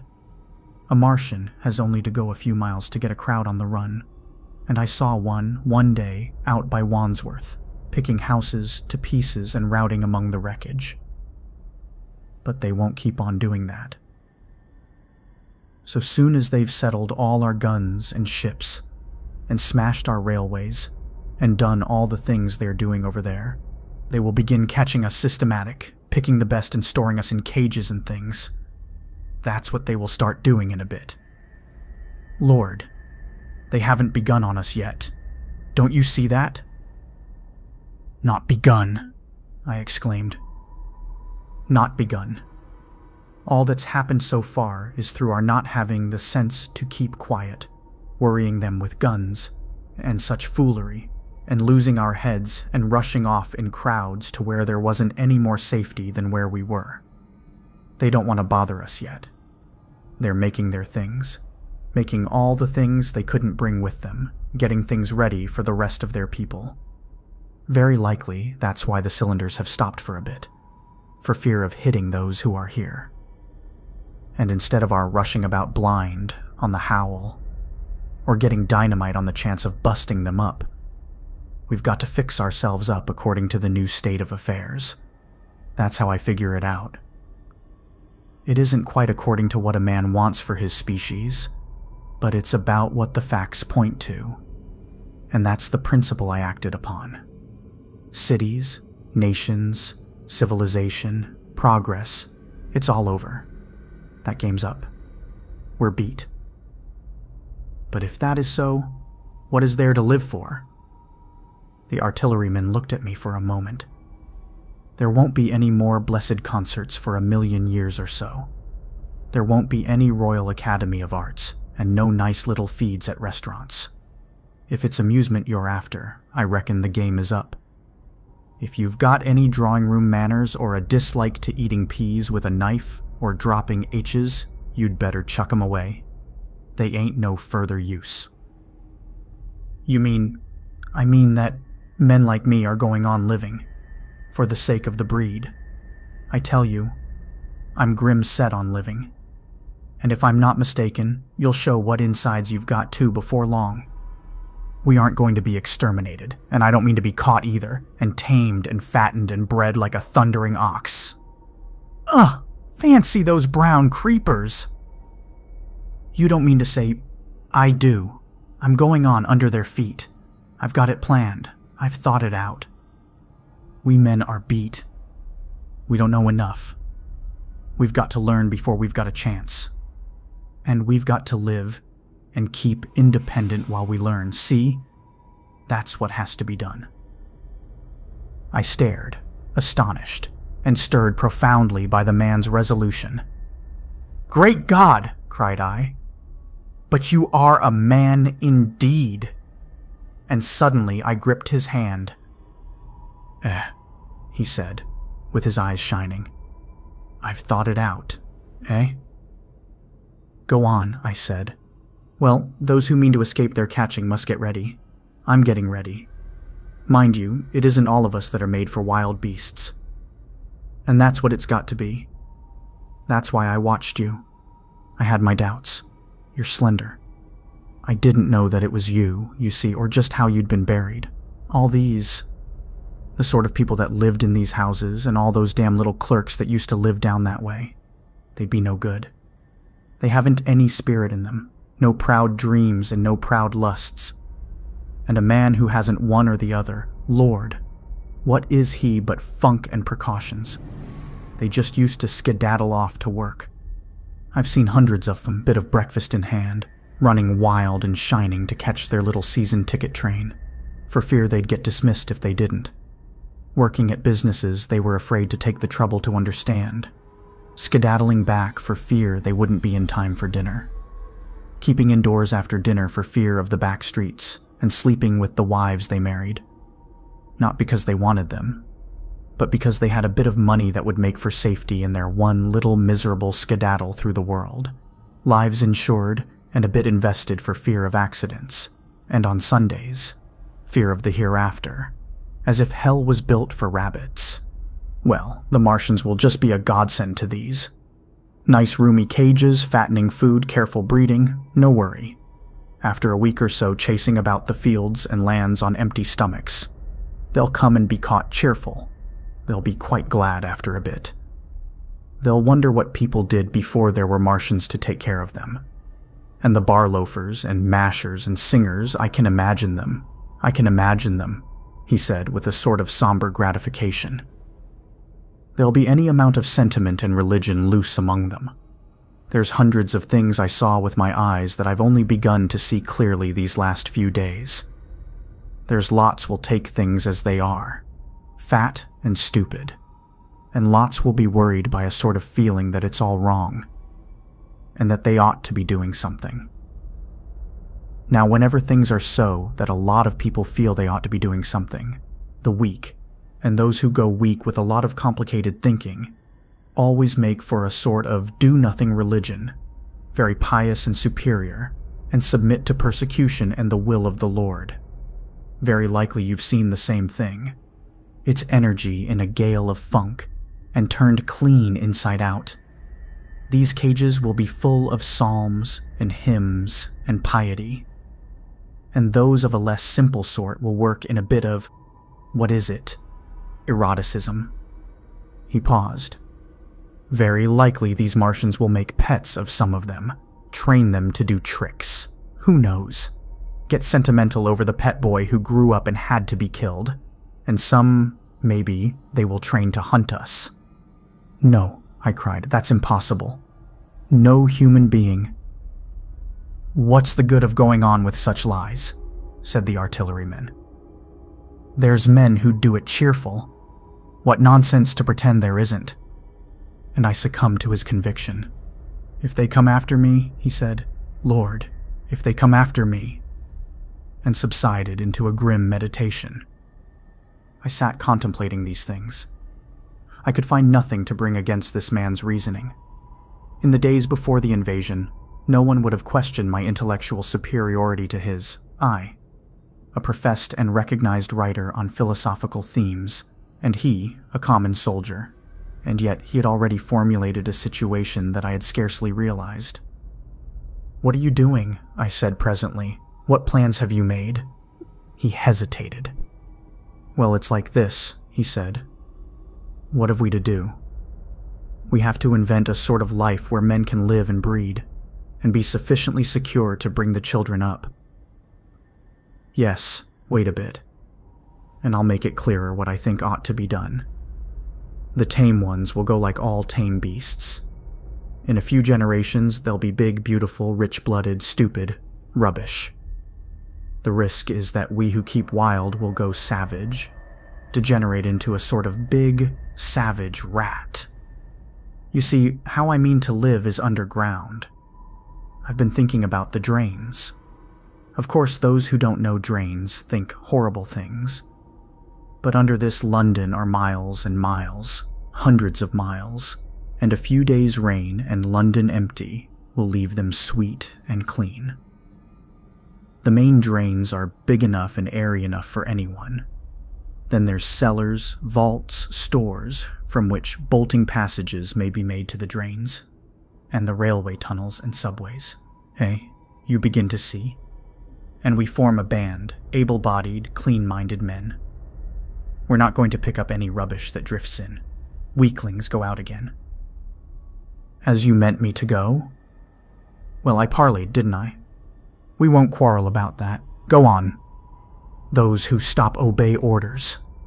Able-bodied, clean-minded women we want also. Mothers and teachers. No lackadaisical ladies. No blasted rolling eyes. We can't have any weak or silly.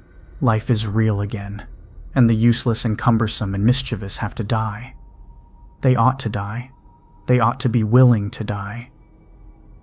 It's a sort of disloyalty after all to live and taint the race. And they can't be happy. Moreover, dying's none so dreadful. It's the funking makes it bad. And in all those places we shall gather. Our district will be London. And we may even be able to keep a watch and run about in the open when the Martians keep away. Play cricket, perhaps. That's how we shall save the race. It's a possible thing, but saving the race is nothing in itself. As I say, that's only being rats. It's saving our knowledge and adding to it is the thing. There men like you come in. There's books, there's models. We must make great safe places down deep, and get all the books we can, not novels and poetry swipes, but ideas, science books. That's where men like you come in. We must go to the British Museum and pick all those books through. Especially, we must keep up our science, learn more. We must watch these Martians. Some of us must go as spies. When it's all working, perhaps I will.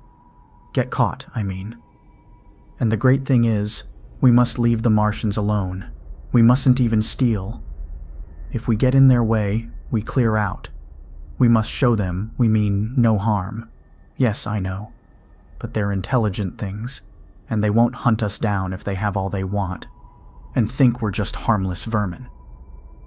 The artilleryman paused, and laid a brown hand upon my arm. After all, it may not be so much we may have to learn before.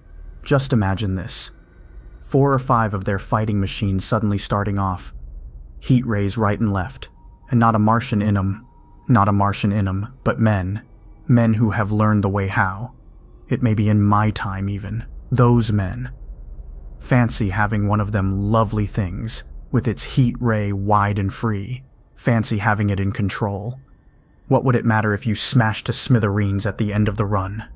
After a bust like that. I reckon the Martians'll open their beautiful eyes. Can't you see them, man?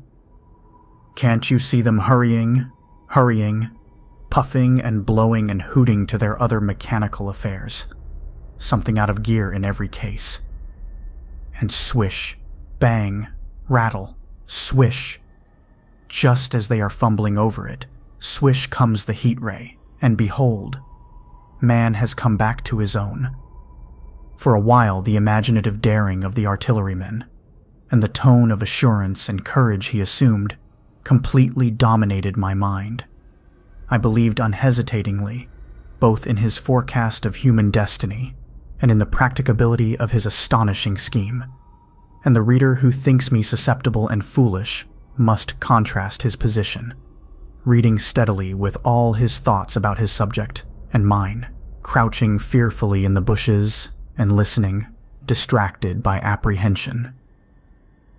We talked in this manner through the early morning time and later crept out of the bushes, and after scanning the sky for Martians, hurried precipitately to the house on Putney Hill where he had made his lair. It was the coal cellar of the place, and when I saw the work he had spent a week upon, it was a burrow scarcely 10 yards long, which he designed to reach to the main drain on Putney Hill. I had my first inkling of the gulf between his dreams and his powers. Such a hole I could have dug in a day. But I believed in him sufficiently to work with him all that morning until past midday at his digging. We had a garden barrow, and shot the earth we removed against the kitchen range.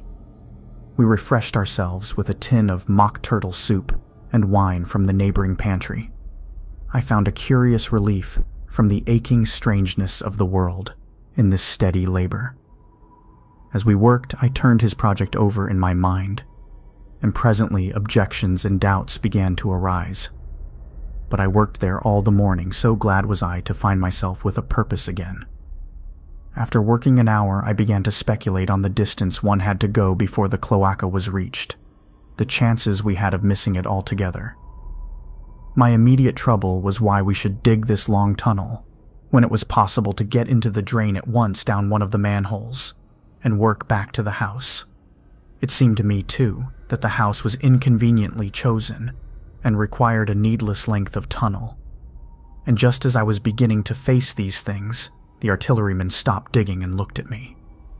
"We're working well," he said. He put down his spade. "Let us knock off a bit," he said. "I think it's time we reconnoitered from the roof of the house." I was for going on, and after a little hesitation he resumed his spade, and then suddenly I was struck by a thought. I stopped, and so did he at once. "Why were you walking about the common?" I said, "instead of being here?" "Taking the air," he said. "I was coming back. It's safer by night." "But the work?" "Oh, one can't always work," he said, and in a flash I saw the man plain. He hesitated, holding his spade. "We ought to reconnoiter now," he said, "because if any come near they may hear the spades and drop upon us unawares." I was no longer disposed to object. We went together to the roof and stood on a ladder peeping out of the roof door. No Martians were to be seen, and we ventured out on the tiles and slipped down under shelter of the parapet. From this position, a shrubbery hid the greater portion of Putney, but we could see the river below, a bubbly mass of red weed, and the low parts of Lambeth flooded and red.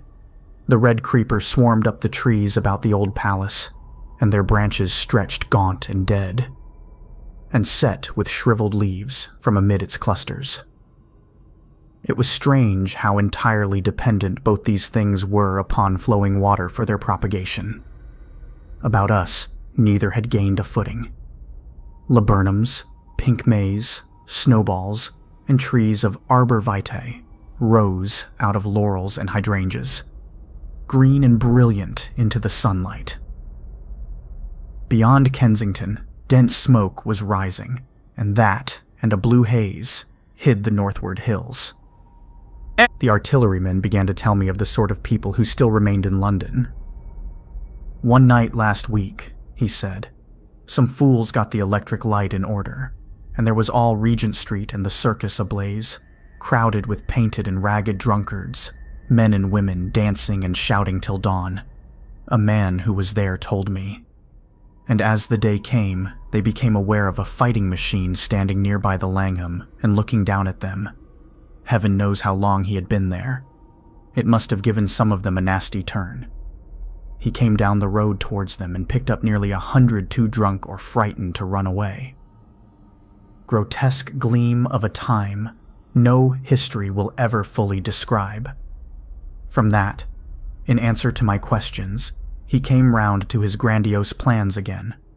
He grew enthusiastic. He talked so eloquently of the possibility of capturing a fighting machine that I more than half believed in him again. But now that I was beginning to understand something of his quality, I could divine the stress he laid on doing nothing precipitately, and I noted that now there was no question that he personally was to capture and fight the great machine. After a time, we went down to the cellar. Neither of us seemed disposed to resume digging, and when he suggested a meal, I was nothing loath. He became suddenly very generous, and when we had eaten, he went away and returned with some excellent cigars. We lit these, and his optimism glowed. He was inclined to regard my coming as a great occasion. "There's some champagne in the cellar," he said. "We can dig better on this Thames-side Burgundy," said I. "No," said he. "I am host today. Champagne, great God! We've a heavy enough task before us. Let us take a rest and gather strength while we may. Look at these blistered hands." And pursuant to this idea of a holiday, he insisted upon playing cards after we had eaten. He taught me euchre, and after dividing London between us, I taking the northern side and he the southern, we played for parish points. Grotesque and foolish as this will seem to the sober reader, it is absolutely true, and what is more remarkable, I found the card game, and several others we played extremely interesting. Strange mind of man, that, with our species upon the edge of extermination or appalling degradation, with no clear prospect before us but the chance of a horrible death, we could sit following the chance of this painted pasteboard and playing the Joker with vivid delight. Afterwards he taught me poker, and I beat him at 3 tough chess games. When dark came, we decided to take the risk and lit a lamp. After an interminable string of games, we supped, and the artilleryman finished the champagne. We went on smoking the cigars. He was no longer the energetic regenerator of his species I had encountered in the morning. He was still optimistic, but it was a less kinetic, a more thoughtful optimism. I remember he wound up with my health, proposed in a speech of small variety and considerable intermittence. I took a cigar and went upstairs to look at the lights of which he had spoken that blazed so greenly along the Highgate hills.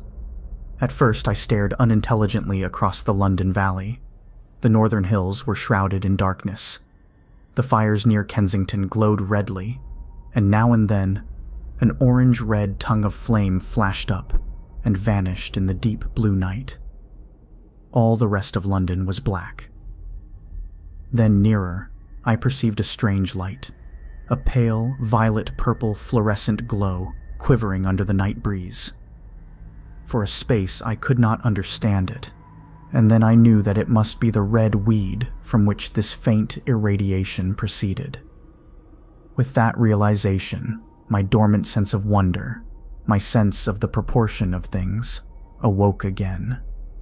I glanced from that to Mars, red and clear, glowing high in the west, and then gazed long and earnestly at the darkness of Hampstead and Highgate. I remained a very long time upon the roof, wondering at the grotesque changes of the day. I recalled my mental states from the midnight prayer to the foolish card playing. I had a violent revulsion of feeling. I remember I flung away the cigar with a certain wasteful symbolism. My folly came to me with glaring exaggeration.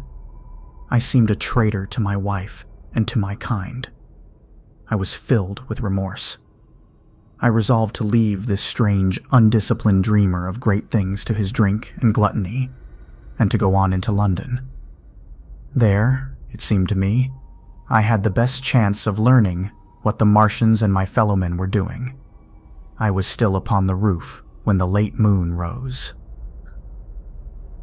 After I had parted from the artilleryman, I went down the hill and by the High Street across the bridge to Fulham. The red weed was tumultuous at that time and nearly choked the bridge roadway, but its fronds were already whitened in patches by the spreading disease that presently removed it so swiftly. At the corner of the lane that runs to Putney Bridge Station, I found a man lying. He was as black as a sweep with the black dust, alive, but helplessly and speechlessly drunk. I could get nothing from him but curses and furious lunges at my head. I think I should have stayed by him but for the brutal expression of his face. There was black dust along the roadway from the bridge onwards, and it grew thicker in Fulham. The streets were horribly quiet. I got food, sour, hard, and moldy, but quite eatable in a baker's shop here. Some way towards Walham Green, the streets became clear of powder, and I passed a white terrace of houses on fire. The noise of the burning was an absolute relief. Going on towards Brompton, the streets were quiet again. Here I came once more upon the black powder in the streets and upon dead bodies. I saw altogether about a dozen in the length of the Fulham Road. They had been dead many days, so that I hurried quickly past them. The black powder covered them over and softened their outlines. One or two had been disturbed by dogs. Where there was no black powder, it was curiously like a Sunday in the city, with the closed shops, the houses locked up, and the blinds drawn, the desertion, and the stillness. In some places, plunderers had been at work, but rarely at other than the provision and wine shops. A jeweler's window had been broken open in one place, but apparently the thief had been disturbed, and a number of gold chains and a watch lay scattered on the pavement. I did not trouble to touch them. Farther on was a tattered woman in a heap on a doorstep. The hand that hung over her knee was gashed and bled down her rusty brown dress, and a smashed magnum of champagne formed a pool across the pavement. She seemed asleep, but she was dead. The farther I penetrated into London, the profounder grew the stillness, but it was not so much the stillness of death. It was the stillness of suspense, of expectation. At any time, the destruction that had already singed the northwestern borders of the metropolis, and had annihilated Ealing and Kilburn, might strike among these houses, and leave them smoking ruins. It was a city condemned and derelict. In South Kensington, the streets were clear of dead and of black powder. It was near South Kensington that I first heard the howling. It crept almost imperceptibly upon my senses. It was a sobbing alternation of two notes, oola, oola, oola, oola, keeping on perpetually. When I passed streets that ran northward, it grew in volume, and houses and buildings seemed to deaden and cut it off again. It came in a full tide down Exhibition Road. I stopped, staring towards Kensington Gardens, wondering at this strange, remote wailing. It was as if that mighty desert of houses had found a voice for its fear and solitude. Oola, oola, oola, oola, wailed that superhuman note. Great waves of sound sweeping down the broad, sunlit roadway between the tall buildings on each side. I turned northwards, marveling, towards the iron gates of Hyde Park. I had half a mind to break into the Natural History Museum and find my way up to the summits of the towers in order to see across the park. But I decided to keep to the ground, where quick hiding was possible, and so went on up the Exhibition Road. All the large mansions on each side of the road were empty and still, and my footsteps echoed against the sides of the houses. At the top, near the park gate, I came upon a strange sight, a bus overturned and the skeleton of a horse picked clean. I puzzled over this for a time and then went on to the bridge over the Serpentine. The voice grew stronger and stronger, though I could see nothing above the housetops on the north side of the park, save a haze of smoke to the northwest. "Ulla, ulla, ulla, ulla," cried the voice, coming as it seemed to me from the district about Regent's Park. The desolating cry worked upon my mind. The mood that had sustained me passed. The wailing took possession of me. I found I was intensely weary, footsore, and now again hungry and thirsty. It was already past noon. Why was I wandering alone in this city of the dead? Why was I alone when all London was lying in state, and in its black shroud? I felt intolerably lonely. My mind ran on old friends that I had forgotten for years. I thought of the poisons in the chemists' shops, of the liquors the wine merchants stored. I recalled the two sodden creatures of despair, who, so far as I knew, shared the city with myself. I came into Oxford Street by the Marble Arch, and here again were black powder and several bodies, and an evil, ominous smell from the gratings of the cellars of some of the houses. I grew very thirsty after the heat of my long walk. With infinite trouble, I managed to break into a public house and get food and drink. I was weary after eating, and went into the parlor behind the bar, and slept on a black horsehair sofa I found there. I awoke to find that dismal howling still in my ears.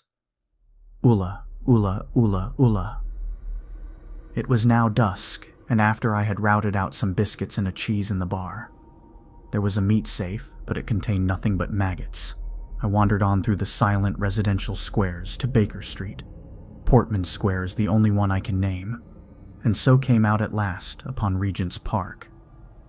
And as I emerged from the top of Baker Street, I saw far away over the trees, in the clearness of the sunset, the hood of the Martian giant from which this howling proceeded. I was not terrified.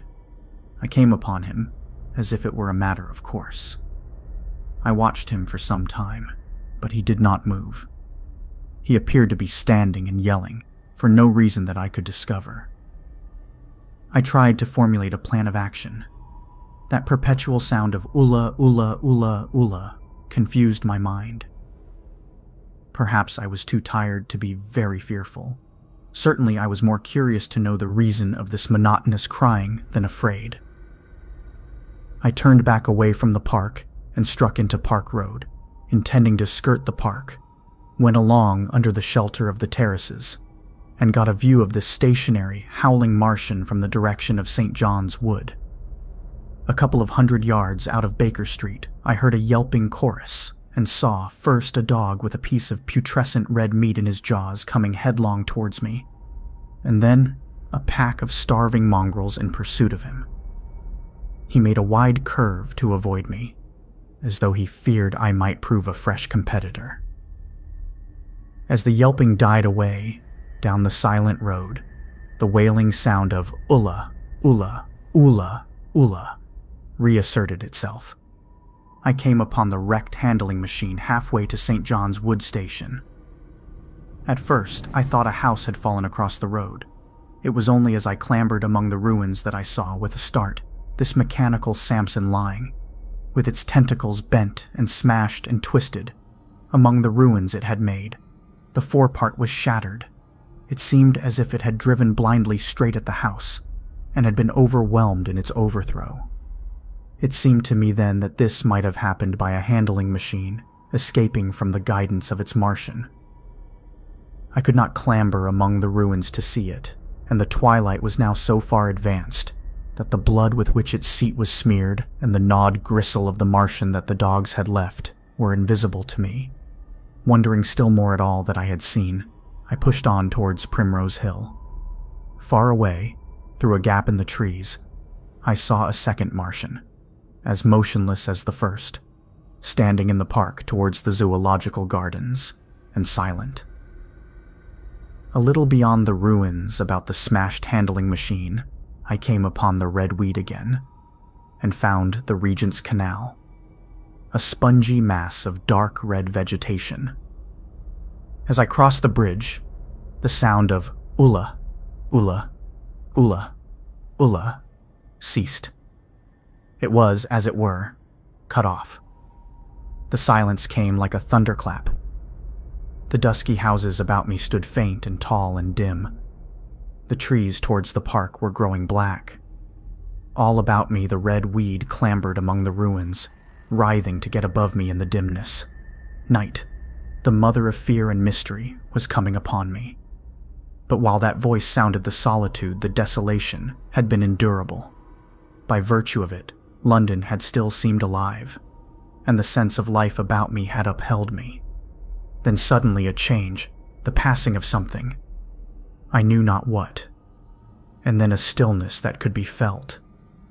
Nothing but this gaunt quiet. London about me gazed at me spectrally. The windows in the white houses were like the eye sockets of skulls. About me, my imagination found 1,000 noiseless enemies moving. Terror seized me, a horror of my temerity. In front of me, the road became pitchy black as though it was tarred, and I saw a contorted shape lying across the pathway, I could not bring myself to go on. I turned down St. John's Wood Road and ran headlong from this unendurable stillness towards Kilburn. I hid from the night and the silence until long after midnight in a cabman's shelter in Harrow Road. But before the dawn, my courage returned, and while the stars were still in the sky, I turned once more towards Regent's Park. I missed my way among the streets and presently saw down a long avenue in the half-light of the early dawn the curve of Primrose Hill. On the summit, towering up to the fading stars, was a third Martian, erect and motionless like the others. An insane resolve possessed me. I would die and end it, and I would save myself even the trouble of killing myself.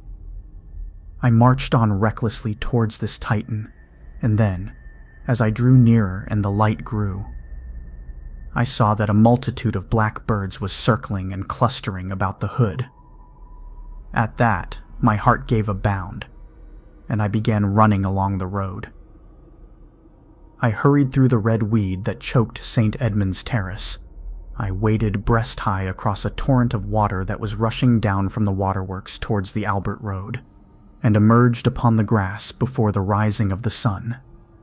Great mounds had been heaped about the crest of the hill, making a huge redoubt of it. It was the final and largest place the Martians had made.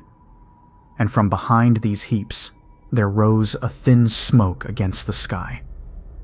Against the skyline, an eager dog ran and disappeared. The thought that had flashed into my mind grew real, grew credible. I felt no fear, only a wild, trembling exultation as I ran up the hill towards the motionless monster. Out of the hood hung lank shreds of brown, at which the hungry birds pecked and tore.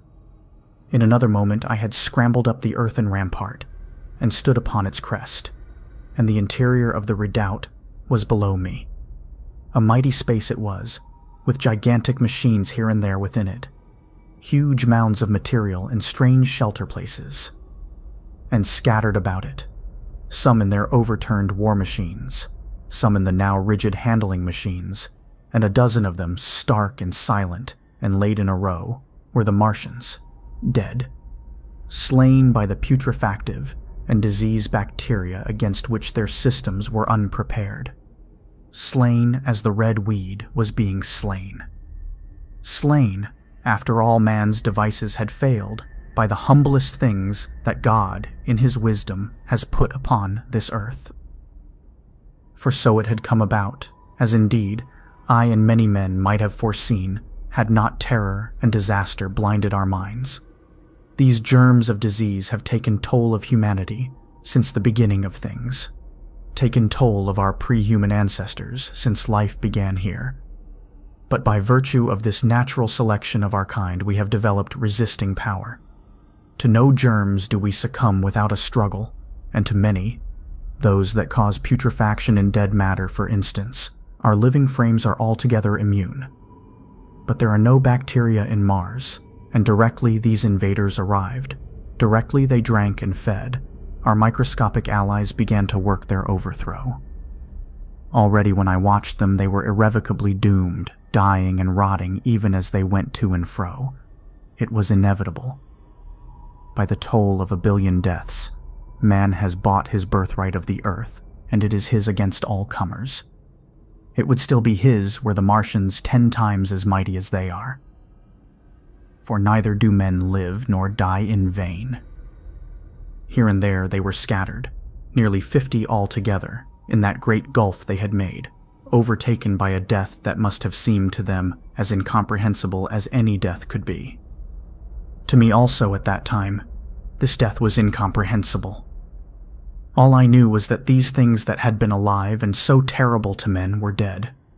For a moment I believed that the destruction of Sennacherib had been repeated, that God had repented, that the angel of death had slain them in the night. I stood staring into the pit, and my heart lightened gloriously, even as the rising sun struck the world to fire about me with his rays. The pit was still in darkness. The mighty engines, so great and wonderful in their power and complexity, so unearthly in their tortuous forms, rose weird and vague and strange out of the shadows towards the light. A multitude of dogs I could hear fought over the bodies that lay darkly in the depth of the pit far below me. Across the pit, on its farther lip, flat and vast and strange, lay the great flying machine with which they had been experimenting upon our denser atmosphere when decay and death arrested them. Death had come not a day too soon. At the sound of a cawing overhead, I looked up at the huge fighting machine that would fight no more forever, at the tattered red shreds of flesh that dripped down upon the overturned seats on the summit of Primrose Hill. I turned and looked down the slope of the hill to where, enhaloed now in birds, stood those other two Martians that I had seen overnight, just as death had overtaken them. The one had died, even as it had been crying to its companions. Perhaps it was the last to die, and its voice had gone on perpetually until the force of its machinery was exhausted. They glittered now, harmless tripod towers of shining metal, in the brightness of the rising sun. All about the pit, and saved as by a miracle from everlasting destruction, stretched the great mother of cities. Those who have only seen London veiled in her somber robes of smoke can scarcely imagine the naked clearness and beauty of the silent wilderness of houses. Eastward, over the blackened ruins of the Albert Terrace and the splintered spire of the church, the sun blazed dazzling in a clear sky, and here and there some facet in the great wilderness of roofs caught the light and glared with a white intensity. Northward were Kilburn and Hampstead, blue and crowded with houses. Westward the great city was dimmed, and southward, beyond the Martians, the green waves of Regent's Park, the Langham Hotel, the dome of the Albert Hall, the Imperial Institute, and the giant mansions of the Brompton Road came out clear and little in the sunrise, the jagged ruins of Westminster rising hazily beyond. Far away and blue were the Surrey Hills, and the towers of the Crystal Palace glittered like two silver rods.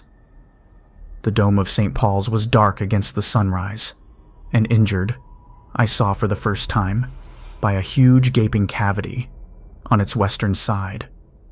And as I looked at this wide expanse of houses and factories and churches, silent and abandoned, as I thought of the multitudinous hopes and efforts, the innumerable hosts of lives that had gone to build this human reef, and of the swift and ruthless destruction that had hung over it all, when I realized that the shadow had been rolled back, and that men might still live in the streets, and this dear vast dead city of mine be once more alive and powerful, I felt a wave of emotion that was near akin to tears. The torment was over. Even that day, the healing would begin. The survivors of the people scattered over the country, leaderless, lawless, foodless, like sheep without a shepherd. The thousands who had fled by sea would begin to return. The pulse of life, growing stronger and stronger, would beat again in the empty streets and pour across the vacant squares. Whatever destruction was done, the hand of the destroyer was stayed. All the gaunt wrecks, the blackened skeletons of houses that stared so dismally at the sunlit grass of the hill would presently be echoing with the hammers of the restorers and ringing with the tapping of their trowels. At the thought, I extended my hands towards the sky and began thanking God. In a year, thought I, in a year. With overwhelming force came the thought of myself, of my wife, and the old life of hope and tender helpfulness that had ceased forever. And now comes the strangest thing in my story. Yet, perhaps, it is not altogether strange. I remember clearly and coldly and vividly all that I did that day until the time that I stood weeping and praising God upon the summit of Primrose Hill. And then I forget. Of the next 3 days, I know nothing. I have learned since that, so far from my being the first discoverer of the Martian overthrow. Several such wanderers as myself had already discovered this on the previous night. One man, the first, had gone to St. Martin's-le-Grand, and while I sheltered in the cabman's hut, had contrived to telegraph to Paris. Thence the joyful news had flashed all over the world. 1,000 cities, chilled by ghastly apprehensions, suddenly flashed into frantic illuminations. They knew of it in Dublin, Edinburgh, Manchester, Birmingham, at the time when I stood upon the verge of the pit. Already men, weeping with joy, as I have heard, shouting and staying their work to shake hands and shout, were making up trains, even as near as Crewe to descend upon London. The church bells that had ceased a fortnight since suddenly caught the news, until all England was bell-ringing, men on cycles, lean-faced, unkempt, scorched along every country lane shouting of unhoped deliverance, shouting to gaunt, staring figures of despair, and for the food. Across the Channel, across the Irish Sea, across the Atlantic, corn, bread, and meat were tearing to our relief. All the shipping in the world seemed going Londonward in those days. But of all this, I have no memory. I drifted, a demented man. I found myself in a house of kindly people who had found me on the third day wandering, weeping, and raving through the streets of St. John's Wood. They have told me since that I was singing some insane doggerel about the last man left alive. Hurrah, the last man left alive. Troubled as they were with their own affairs, these people, whose name, much as I would like to express my gratitude to them, I may not even give here, nevertheless cumbered themselves with me, sheltered me, and protected me from myself. Apparently, they had learned something of my story from me during the days of my lapse. Very gently, when my mind was assured again, did they break to me what they had learned of the fate of Leatherhead. 2 days after I was imprisoned, it had been destroyed, with every soul in it, by a Martian. He had swept it out of existence, as it seemed, without any provocation, as a boy might crush an anthill. In the mere wantonness of power, I was a lonely man, and they were very kind to me. I was a lonely man, and a sad one, and they bore with me. I remained with them 4 days after my recovery. All that time, I felt a growing craving to look once more on whatever remained of the little life that seemed so happy and bright in my past. It was a mere hopeless desire to feast upon my misery. They dissuaded me. They did all they could to divert me from this morbidity. But at last, I could resist the impulse no longer, and promising faithfully to return to them, and parting, as I will confess, from these 4-day friends with tears, I went out again into the streets that had lately been so dark and strange and empty.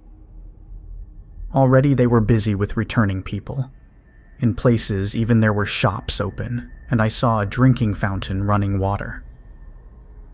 I remember how mockingly bright the day seemed as I went back on my melancholy pilgrimage to the little house at Woking. How busy the streets and vivid the moving life about me. So many people were abroad everywhere, busied in 1,000 activities, that it seemed incredible that any great proportion of the population could have been slain. But then I noticed how yellow were the skins of the people I met, how shaggy the hair of the men, how large and bright their eyes, and that every other man still wore his dirty rags. Their faces seemed all with one of two expressions, a leaping exultation and energy or a grim resolution. Save for the expression of the faces, London seemed a city of tramps. The vestries were indiscriminately distributing bread sent us by the French government. The ribs of the few horses showed dismally. Haggard special constables with white badges stood at the corners of every street. I saw little of the mischief wrought by the Martians until I reached Wellington Street, and there I saw the red weed clambering over the buttresses of Waterloo Bridge. At the corner of the bridge, too, I saw one of the common contrasts of that grotesque time, a sheet of paper flaunting against a thicket of the red weed, transfixed by a stick that kept it in place. It was the placard of the first newspaper to resume publication, the Daily Mail. I bought a copy for a blackened shilling I found in my pocket. Most of it was in blank, but the solitary compositor who did the thing had amused himself by making a grotesque scheme of advertisement stereo on the back page. The matter he printed was emotional. The news organization had not as yet found its way back. I learned nothing fresh except that already in 1 week the examination of the Martian mechanisms had yielded astonishing results. Among other things, the article assured me what I did not believe at the time, that the secret of flying was discovered. At Waterloo, I found the free trains that were taking people to their homes. The first rush was already over. There were few people in the train, and I was in no mood for casual conversation. I got a compartment to myself and sat with folded arms, looking grayly at the sunlit devastation that flowed past the windows. And just outside the terminus, the train jolted over temporary rails, and on either side of the railway, the houses were blackened ruins. To Clapham Junction, the face of London was grimy with powder of the black smoke, in spite of 2 days of thunderstorms and rain, and at Clapham Junction, the line had been wrecked again. There were hundreds of out-of-work clerks and shopmen working side by side with the customary navvies, and we were jolted over a hasty relaying. All down the line from there, the aspect of the country was gaunt and unfamiliar. Wimbledon particularly had suffered. Walton, by virtue of its unburned pine woods, seemed the least hurt of any place along the line. The Wandle, the Mole, every little stream was a heaped mass of red weed, in appearance between butcher's meat and pickled cabbage. The Surrey pine woods were too dry, however, for the festoons of the red climber. Beyond Wimbledon, within sight of the line, in certain nursery grounds were the heaped masses of earth about the 6th cylinder. A number of people were standing about it, and some sappers were busy in the midst of it. Over it flaunted a Union Jack, flapping cheerfully in the morning breeze. The nursery grounds were everywhere crimson with the weed, a wide expanse of livid color, cut with purple shadows, and very painful to the eye. One's gaze went with infinite relief from the scorched grays and sullen reds of the foreground to the blue-green softness of the eastward hills.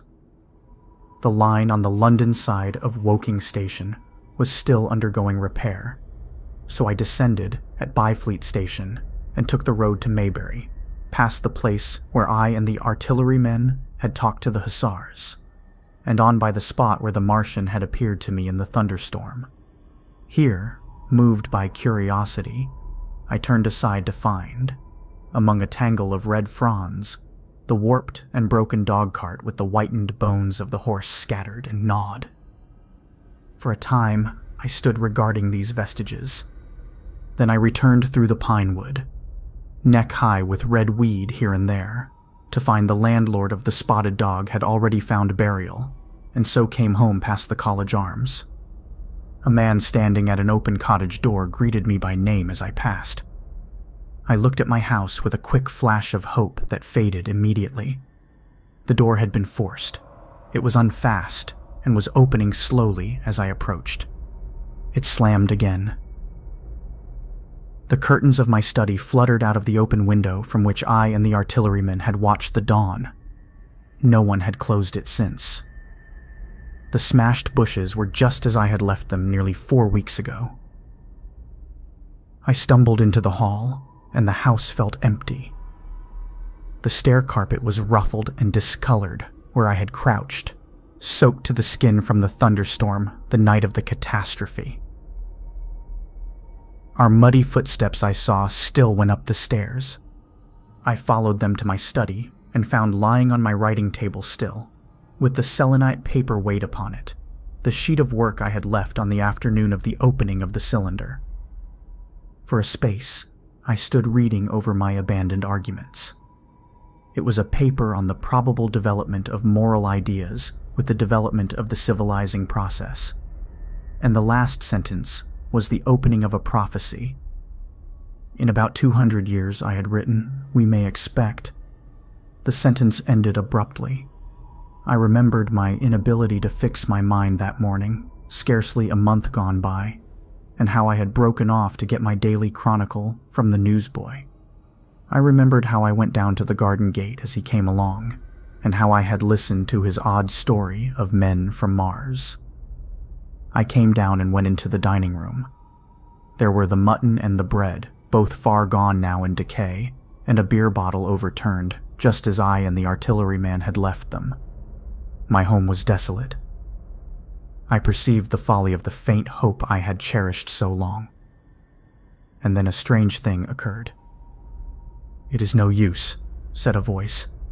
"The house is deserted. No one has been here these 10 days.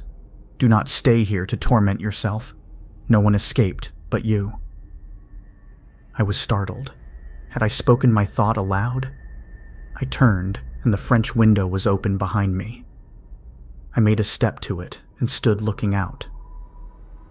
And there, amazed and afraid, even as I stood amazed and afraid, were my cousin and my wife white and tearless. She gave a faint cry. "I came," she said. "I knew. She put her hand to her throat, swayed. I made a step forward and caught her in my arms. I cannot but regret, now that I am concluding my story, how little I am able to contribute to the discussion of the many debatable questions which are still unsettled. In one respect, I shall certainly provoke criticism. My particular province is speculative philosophy. My knowledge of comparative physiology is confined to a book or two, but it seems to me that Carver's suggestions as to the reason of the rapid death of the Martians is so probable as to be regarded almost as a proven conclusion. I have assumed that in the body of my narrative. At any rate, in all the bodies of the Martians that were examined after the war, no bacteria except those already known as terrestrial species were found. That they did not bury any of their dead, and the reckless slaughter they perpetrated, point also to an entire ignorance of the putrefactive process. But probable as this seems, it is by no means a proven conclusion. Neither is the composition of the black smoke known, which the Martians used with such deadly effect, and the generator of the heat rays remains a puzzle. The terrible disasters at the Ealing and South Kensington laboratories have disinclined analysts for further investigations upon the latter. Spectrum analysis of the black powder points unmistakably to the presence of an unknown element with a brilliant group of 3 lines in the green, and it is possible that it combines with argon to form a compound which acts at once with deadly effect upon some constituent in the blood. But such unproven speculations will scarcely be of interest to the general reader, to whom this story is addressed. None of the brown scum that drifted down the Thames after the destruction of Shepperton was examined at the time, and now none is forthcoming. The results of an anatomical examination of the Martians, so far as the prowling dogs had left such an examination possible, I have already given. But everyone is familiar with the magnificent and almost complete specimen in spirits at the Natural History Museum, and the countless drawings that have been made from it. And beyond that, the interest of their physiology and structure is purely scientific. A question of graver and universal interest is the possibility of another attack from the Martians. I do not think that nearly enough attention is being given to this aspect of the matter. At present, the planet Mars is in conjunction, but with every return to opposition, I, for one, anticipate a renewal of their adventure. In any case, we should be prepared. It seems to me that it should be possible to define the position of the gun from which the shots are discharged, to keep a sustained watch upon this part of the planet, and to anticipate the arrival of the next attack. In that case, the cylinder might be destroyed with dynamite or artillery before it was sufficiently cool for the Martians to emerge, or they might be butchered by means of guns so soon as the screw opened. It seems to me that they have lost a vast advantage in the failure of their first surprise. Possibly they see it in the same light. Lessing has advanced excellent reasons for supposing that the Martians have actually succeeded in effecting a landing on the planet Venus. 7 months ago now, Venus and Mars were in alignment with the Sun. That is to say, Mars was in opposition from the point of view of an observer on Venus. Subsequently, a peculiar luminous and sinuous marking appeared on the unillumined half of the inner planet. And almost simultaneously, a faint dark mark of a similar sinuous character was detected upon a photograph of the Martian disk. One needs to see the drawings of these appearances in order to appreciate fully their remarkable resemblance in character. At any rate, whether we expect another invasion or not, our views of the human future must be greatly modified by these events. We have learned now that we cannot regard this planet as being fenced in and a secure abiding place for man. We can never anticipate the unseen good or evil that may come upon us suddenly out of space. It may be that in the larger design of the universe, this invasion from Mars is not without its ultimate benefit for men. It has robbed us of that serene confidence in the future, which is the most fruitful source of decadence. The gifts to human science it has brought are enormous, and it has done much to promote the conception of the commonweal of mankind. It may be that across the immensity of space, the Martians have watched the fate of these pioneers of theirs and learned their lesson, and that on the planet Venus they have found a secure settlement. Be that as it may, for many years yet there will certainly be no relaxation of the eager scrutiny of the Martian disk, and those fiery darts of the sky, the shooting stars, will bring with them as they fall an unavoidable apprehension to all the sons of men. The broadening of men's views that has resulted can scarcely be exaggerated. Before the cylinder fell, there was a general persuasion that through all the deep of space, no life existed beyond the petty surface of our minute sphere. Now we see further. If the Martians can reach Venus, there is no reason to suppose that the thing is impossible for men. And when the slow cooling of the sun makes this earth uninhabitable, as at last it must do, it may be that the thread of life that has begun here will have streamed out and caught our sister planet within its toils.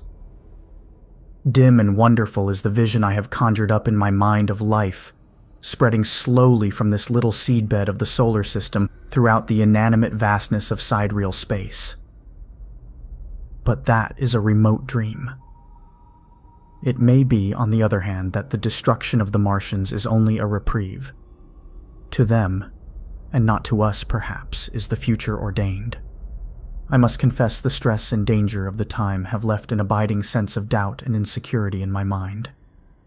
I sit in my study writing by lamplight, and suddenly I see again the healing valley below set with writhing flames, and feel the house behind and about me empty and desolate.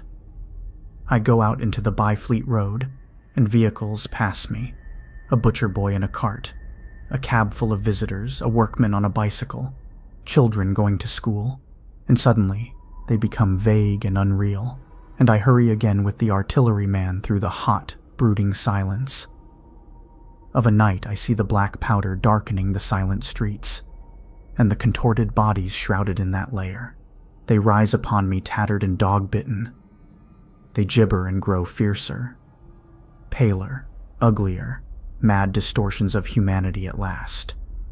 And I wake, cold and wretched, in the darkness of the night. I go to London and see the busy multitudes in Fleet Street and the Strand, and it comes across my mind that they are but the ghosts of the past, haunting the streets that I have seen silent and wretched, going to and fro, phantasms in a dead city, the mockery of life in a galvanized body.